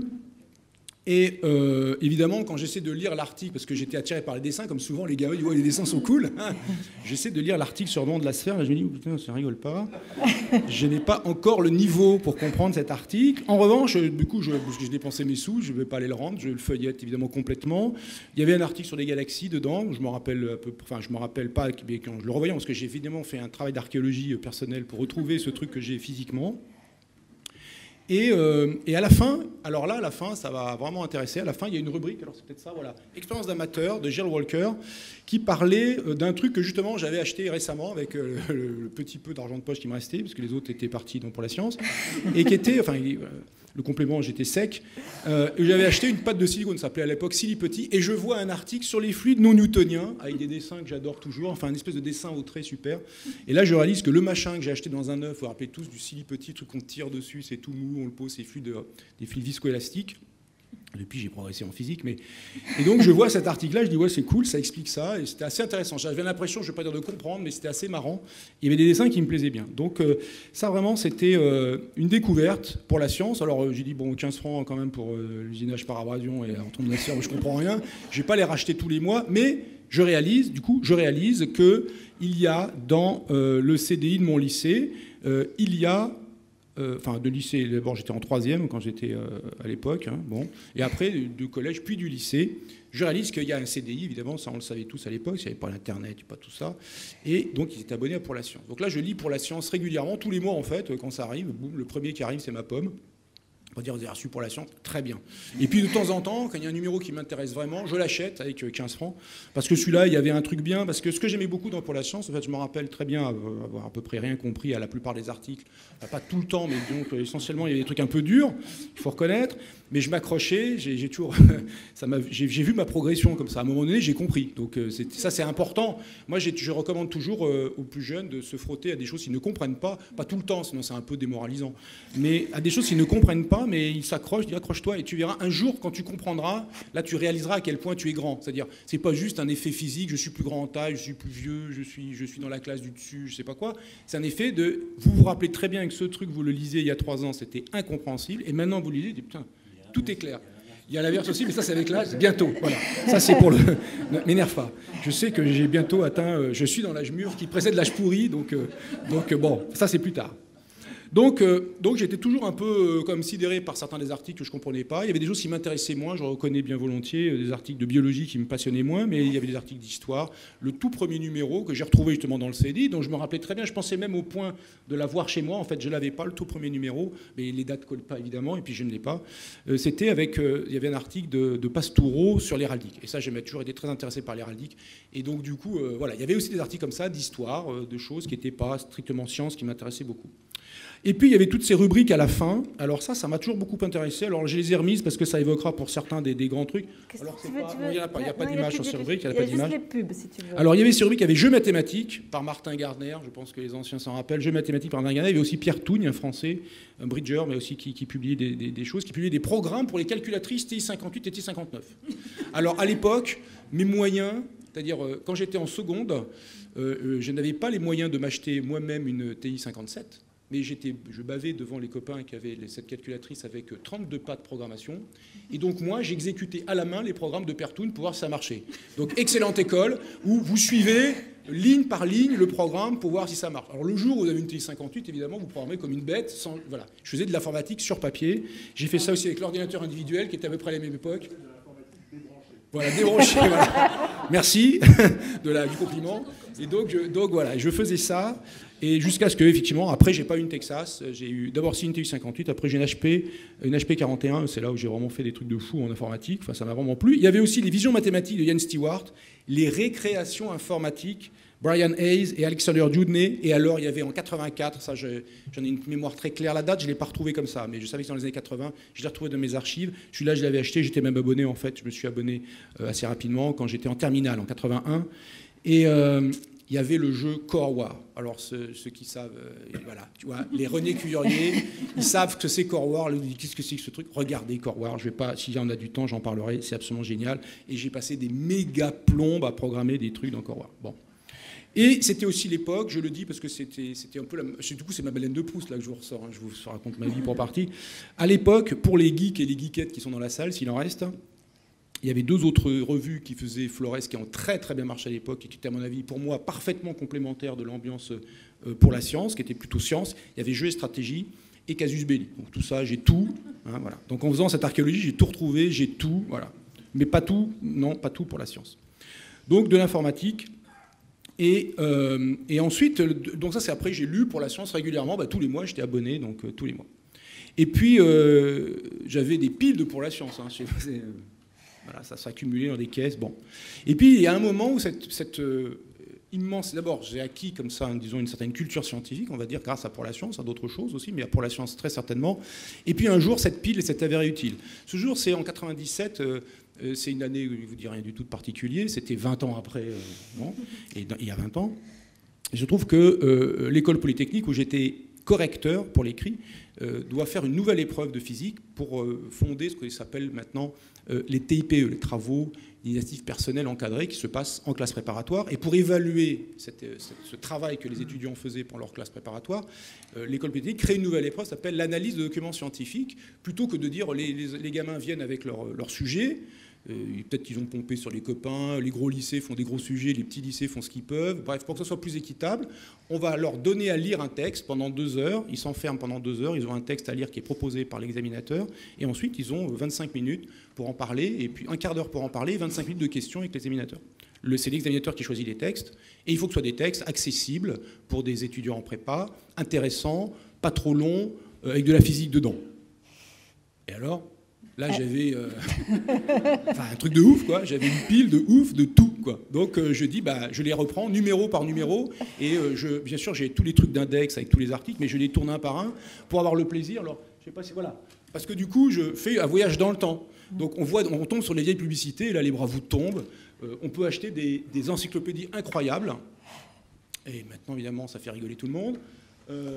Et puis des ordinateurs stupéfiants. Donc voilà, ça c'était la remontée dans le temps. Et en même temps, voilà, de sélectionner des articles. Il y en avait un certain nombre qui étaient utilisables pour cette épreuve d'analyse de documents scientifiques. Il n'y avait pas que pour la science, il y a d'autres revues de diffusion des connaissances scientifiques. Et puis il y avait d'autres sources aussi, des articles historiques, pour nourrir ces textes. Mais il y avait pour la science, clairement, un gros fournisseur. Et puis une autre étape encore, ça s'est produit en 99. Mon ami Philippe Pajot, qui était dans mon bureau, ou moi dans le sien, où on était dans le même bureau quand on faisait notre thèse au service d'astrophysique au CEA, et lui a été embauché comme éditeur scientifique ou journaliste scientifique. Je préfère peut-être éditeur. Ce sont des gens qui ont des formations pour la science, c'est quand même une rareté. Il y a un travail d'écriture, donc d'une certaine façon une aisance de plume, mais il y a aussi un travail intellectuel. Ils ont les compétences intellectuelles, ils sont tous docteurs, pour comprendre ce qu'ils font, et pas juste traduire, enfin pas eux qui font la traduction, mais enfin recracher des choses qu'ils n'ont pas bien comprises. Ils ont les moyens intellectuels entre eux et avec leur réseau social de chercheurs ou d'anciens étudiants, pour faire des choses qui sont tout à fait pertinentes sur le travail des articles, quand il s'agit de traduction ou quand il s'agit, pour les articles d'auteurs français, de les mettre en forme. Et donc, Roland, c'est juste du miel absolument pour nos oreilles, mais encore 2 minutes si on veut poser quelques questions. Donc 2 minutes, d'accord, ok, c'est bon. J'accélère. Et donc naît l'idée avec Philippe de créer une rubrique où on parlerait de physique amusante avec des petits phénomènes intrigants, parce que moi j'étais aussi très fan de Gerald Walker, qui avait écrit le Carnaval de la physique, Gerald Walker, le gars de... Et puis j'aimais aussi beaucoup, et c'est une époque où j'ai commencé à lire aussi l'équivalent américain, mais qui était dans des articles de recherche, qui était American Journal of Physics et European Journal of Physics, mais surtout American Journal of Physics, où il y avait dedans une série d'articles d'un physicien extraordinaire qui s'appelle Victor Weisskopf, qui s'appelait Search for Simplicity. Et dans cette veine-là, alors à l'époque c'était Philippe Boulanger qui était non, c'est pas là, il n'y a pas d'image.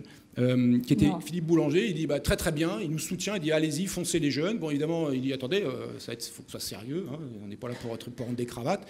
Et cette rubrique, sous la houlette de Philippe Boulanger, avec Philippe Pajot, puis François Savatier, puis Maurice Machal, qui est maintenant l'actuel rédacteur en chef de la revue, eh bien c'est là où j'ai appris à écrire des sciences.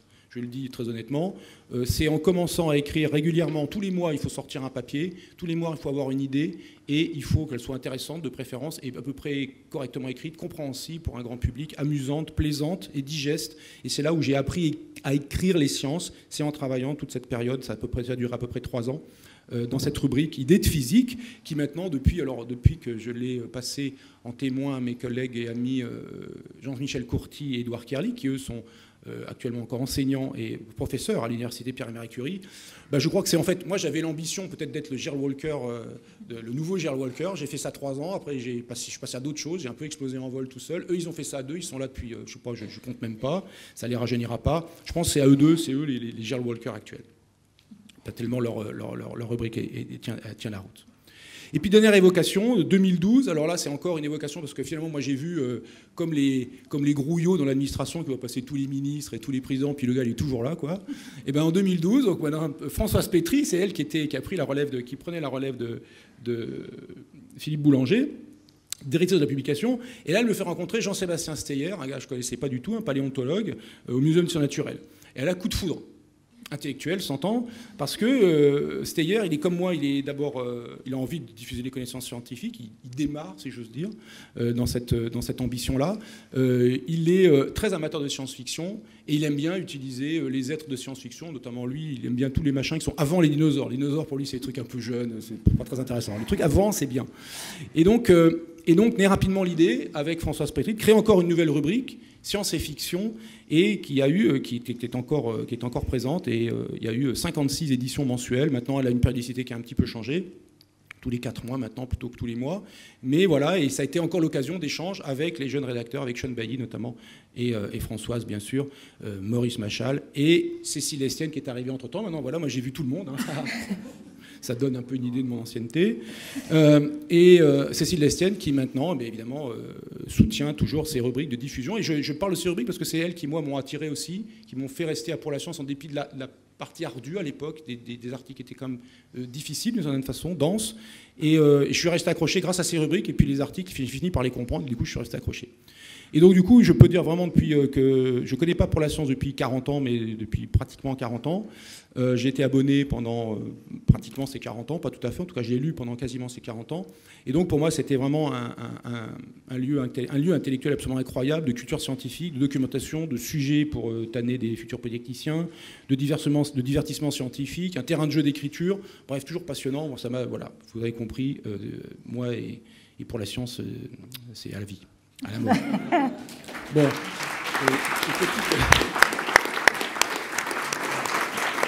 Nous t'inviterons pour les 80 ans, Roland. Deux conclusions très rapides, enfin 2 éléments très rapides. Donc du coup, quand on me demande comment faire pour être astrophysicien, il y a plein de choses qu'on peut répondre. Les étudiants me demandent souvent ça, mais j'ai pour être scientifique en général, astrophysicien en particulier, mais scientifique en général, il faut une solide culture scientifique. Et cette solide culture scientifique, elle ne s'acquiert qu'auprès de guides. Maintenant, on a énormément d'informations scientifiques, mais cette culture, elle s'acquiert auprès de guides et elle s'acquiert sur le temps long. Et ces guides peuvent être des humains, parce que c'est la version la plus souhaitable, des enseignants, des gens qu'on rencontre dans des conférences. Ça peut être aussi des revues qui maintiennent depuis aussi longtemps une exigence intellectuelle comme Pour la Science. Et donc, bon anniversaire à Pour la Science. Vraiment, je la remercie je remercie tous les rédacteurs en chef et tous les gens qui ont travaillé Pour la Science et que j'ai côtoyé pendant ces longues années, pour ce long parcours commun. J'espère être là pour fêter les 50 ans de Pour la Science, ça c'est probable, et de fêter ces 100 ans, ça c'est moins probable, mais j'espère quand même être là. Merci à vous.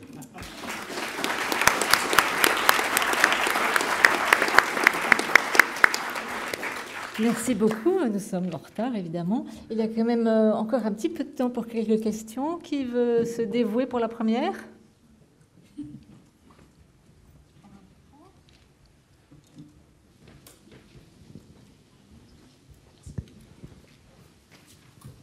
Pas possible. Aucune question ?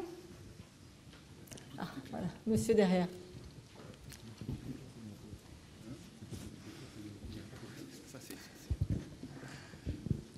Alors moi j'ai une question, on parlait tout à l'heure de modèles et d'informatique.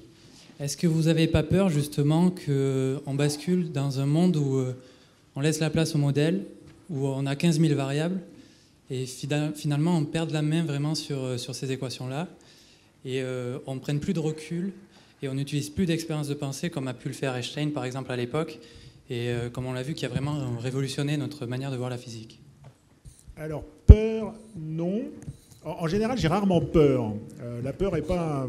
C'est pour ça. La peur n'est pas tellement un sentiment qui me guide. Je n'ai pas besoin le matin de me réveiller, d'imaginer un scénario épouvantable et de me dire, bon, il faut que j'aille travailler pour éviter ce scénario. D'abord, il faut des gens pour construire ces modèles. Donc ça demande de réfléchir un petit peu, de faire des expériences de pensée, d'avoir une pensée synthétique, d'avoir une pensée abstraite. Et puis, à chaque fois qu'il y a eu un changement d'outil, cette peur était toujours présente. Donc, par exemple, quand Galilée a commencé à proposer, parce qu'il ne l'a pas vraiment fait, mais enfin à proposer d'utiliser des mathématiques pour décrire la physique, eh bien, il y a un certain nombre de détracteurs de Galilée qui disent « oui, mais on va perdre la véritable nature de la physique ». Et d'ailleurs, Galilée, on connaît bien la thèse des détracteurs de Galilée, parce que Galilée a écrit un livre dans lequel il y a un dialogue entre une espèce de Galilée qui ne s'appelle pas Galilée et un de ses détracteurs. Et donc on connaît au moins la manière dont Galilée raconte les arguments de ses détracteurs, ce qui n'est pas forcément la manière la plus objective, mais en tout cas, c'est la plus drôle. Et voilà, donc quand on a commencé à utiliser un langage nouveau pour décrire la nature, on a dit on perd le contact avec la nature, avec la réalité. Et c'est une idée qui est revenue très souvent dans l'histoire. Il y a par exemple une critique d'Einstein qui a été faite par d'autres physiciens allemands dans les années 30. Donc c'est à l'intérieur de la physique allemande, il y a quelques divergences idéologiques entre Einstein et quelques-uns de ses détracteurs. Et il y a ce même discours qui revient, qui est de dire Einstein ne regarde pas la matière, il ne regarde pas l'espace, le temps, il regarde que des équations. Et donc, c'est pas comme ça qu'il faut faire de la physique. Donc, c'est à la fois une très vieille question de savoir de quelle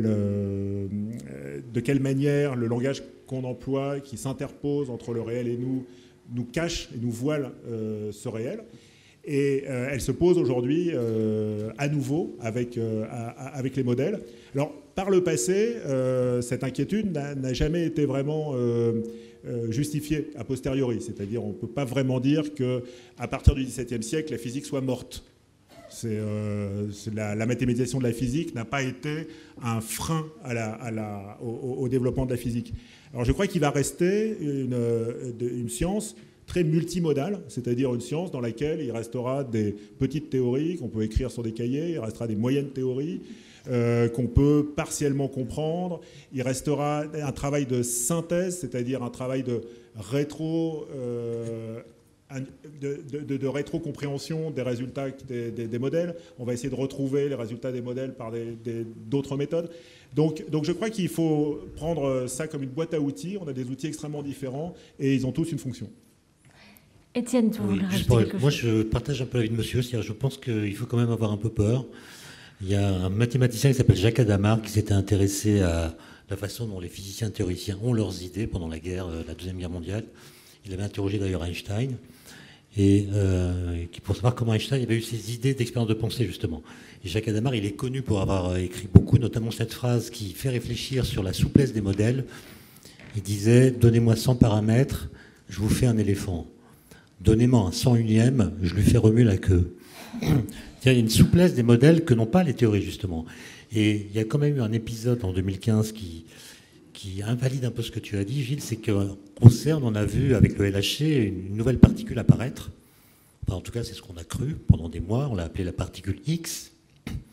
Et tous les modèles qui vont au-delà du modèle standard, qui sont bourrés de paramètres, avaient une interprétation pour l'existence de cette nouvelle particule dont la masse commençait d'apparaître.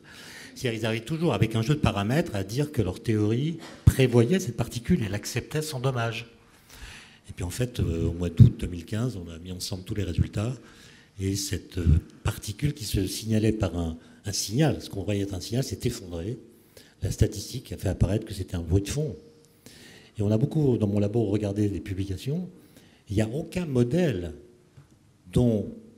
qui avait dit avant que la particule disparaisse, que le modèle était compatible avec la particule, et que parfois même cette particule était nécessaire d'après le modèle.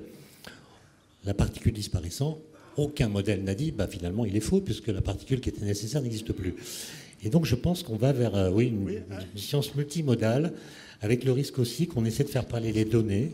Et les données, paradoxalement, elles en disent moins que les équations. Par exemple, toutes les données de la cosmologie depuis un siècle n'auraient pas contenu les ondes gravitationnelles si on n'avait pas eu les équations d'Einstein pour les prévoir. Oui, je suis entièrement d'accord avec ce que tu viens de dire. Deux secondes, on va donner la parole à Jean-Claude, si tu veux bien. Je veux polémiquer. D'accord, mais je te donne 30 secondes. 30 secondes. Non, j'ai précisément dit que les modèles posent de nouvelles questions épistémologiques. Il faut vraiment comprendre ce que sont des modèles. Mais je crois qu'un grand pas a été fait grâce à ce qu'Étienne vient de dire, puisque cette particule, on a fini par l'abandonner. Donc, il y a une réflexion... Mais sans que ça change les modèles. Non, d'accord. Normalement, les modèles auraient dû s'adapter au fait qu'elle a disparu. Normalement, les modèles auraient dû être si puissants qu'on n'aurait jamais vu la particule disparaître. Or, on l'a vu disparaître. Donc ça, c'est la preuve qu'il est possible de garder la tête froide malgré les modèles. Ouais. Jean-Claude. Oui, je crois, juste, indépendamment de cette polémique, je crois que la question que vous posez est importante. La question n'est pas d'avoir peur ou d'avoir un enthousiasme béat, puisque ce sont deux réactions opposées qui, en général, freinent la réflexion. C'est simplement de se demander, au fond, de quoi il s'agit. C'est des questions épistémologiques. Et je crois qu'il y a au moins deux questions, il y en a plusieurs. L'une, c'est la redoutable efficacité des mathématiques. Elle fait appel à l'esprit humain. La redoutable efficacité des algorithmes, la redoutable efficacité des machines qui apprennent sans supervision, elle est tentante, parce qu'en fait, elle travaille toute seule. Et donc, indépendamment de ce que ça signifie en termes de nos relations avec les machines, il y a un risque qui est le même que celui de l'automobile et de l'absence de déplacement au niveau physique. C'est que lorsqu'on a des outils qui permettent de se déplacer, eh bien, les muscles commencent à moins travailler, un certain nombre de pathologies arrivent. Et donc l'un des risques déjà, c'est de trop se reposer au fond sur ceux qui travaillent à notre place et de perdre une capacité collectivement à faire ce qu'on faisait avant. Donc c'est déjà une question qu'il faut se poser. Dans quelle mesure, en gros, nos prothèses nous aident et dans quelle mesure nous en devenons des esclaves ou nous en devenons dépendants et nous perdons certaines qualités. La deuxième, c'est ce que vous évoquiez tout à l'heure. C'est la question de la remplaçabilité ou pas de l'intelligence, de la créativité, de l'initiative humaine. Et c'est une vraie question. Aujourd'hui, aux échecs, je veux dire, le plaisir de jouer aux échecs est toujours le même, la passion est la même, mais d'un point de vue utilitaire, si jouer aux échecs apportait un service individuel et collectif, une machine le fait mieux. Elle le fera encore mieux d'ailleurs demain qu'aujourd'hui, puisqu'elle apprend à mesure qu'elle joue. Et donc il y a un vrai problème épistémologique qui est jusqu'à quel point les machines que nous nous les construisons avec l'idée qu'elles vont nous remplacer, et j'allais dire pour quelles activités, et si c'est le cas, j'allais dire comment est-ce que nous cohabitons, parce que comme vous le disiez, cette question du propre de l'homme est très ancienne. Darwin disait dans la généalogie de l'homme que les différences entre les animaux, en tout cas un certain nombre d'animaux, et les êtres humains étaient des différences de degré et pas de nature. Donc on peut dire la même chose sans doute pour les machines que nous construisons. Et donc il y a une vraie question épistémologique. Ce n'est pas une question de peur ou une question d'enthousiasme béat, c'est si nous pensons que ces machines vont opérer de manière de plus en plus efficace, premièrement, est-ce que nous comprendrons ce qu'elles font ? Puisqu'il me semble qu'il y a une partie pour des machines qui apprennent toutes seules, au fond, ce qu'elles ont appris nous est assez illisible. Et donc, ça n'est que quand elles mettent en réalisation ce qu'elles ont appris que nous découvrons ce qu'elles ont découvert, ce qui sera différent demain puisqu'elles continuent à apprendre s'il y a suffisamment de data qui les nourrissent. Donc, est-ce que nous pourrons communiquer avec elles, les comprendre, interfacer ? Et deux, comment est-ce que nous nous positionnons ? Et donc, on ne peut pas à la fois, je pense, comme vous le dites, et c'est tout à fait raisonnable, imaginer qu'il n'y a peut-être pas, Stanislas Dehaene écrivait dans Pour la science, il y a 3 semaines, un papier dans lequel il s'interrogeait sur la possibilité que la conscience puisse émerger, que nous puissions faire émerger quelque chose qui ressemble à la conscience et qui est difficile à définir puisque ça n'est véritablement défini que subjectivement, mais de la même façon qu'on l'explore chez des petits bébés ou qu'on l'explore chez des gens qu'on croit incapables de communiquer. Est-ce que des machines peuvent devenir conscientes ? Est-ce que des machines pourraient être dotées de ce que nous appelons des émotions ? Et donc, ce sont des questions qui sont des questions scientifiquement légitimes. Et à côté de ça, la deuxième question, qui n'est pas du tout du même ordre, c'est comment est-ce que nous nous positionnons, comment est-ce que nous réfléchissons par rapport à l'idée que ce type de machine est non pas certain, mais possible. Et donc je crois qu'encore une fois que c'est des questions tout à fait raisonnables et qui ne nécessitent au fond ni peur ni enthousiasme, ce qu'on entend souvent, mais qui nécessitent véritablement d'être un objet de réflexion. Et c'est intéressant de penser que l'être humain s'est toujours vu au fond comme réduit par rapport à des puissances supérieures, quelle qu'en soit la nature, qu'elle soit spirituelle, qu'elle soit cosmique, qu'elle soit de l'ordre de la nature, et qu'une des questions qui se posent aujourd'hui, c'est quelle est sa place par rapport aux objets qu'il fabrique.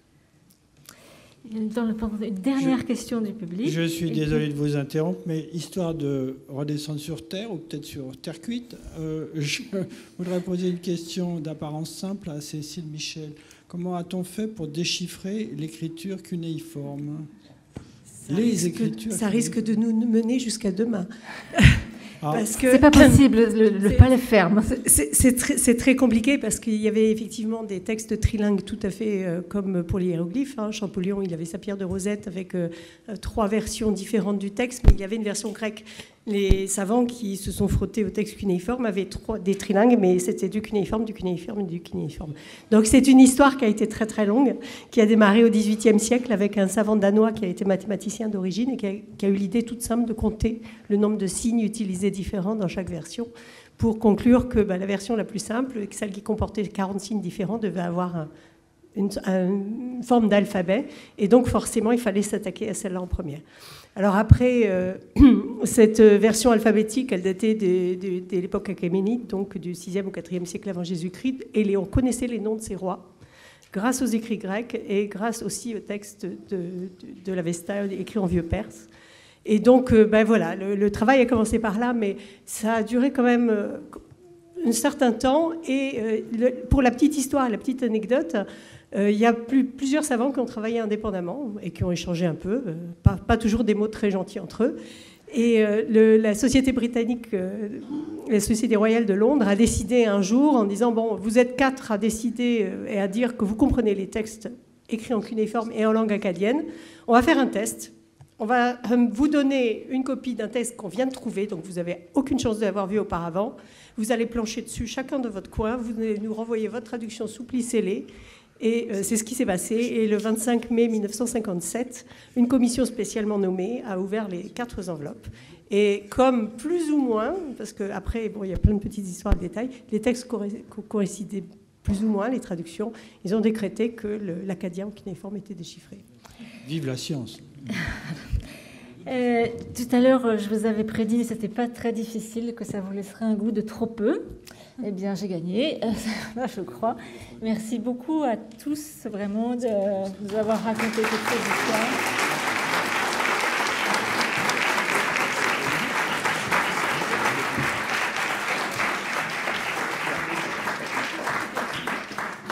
Merci à tous d'être venus. Et puis toute l'équipe de Pour la Science et leurs invités sont attendus un peu plus loin sur la rotonde.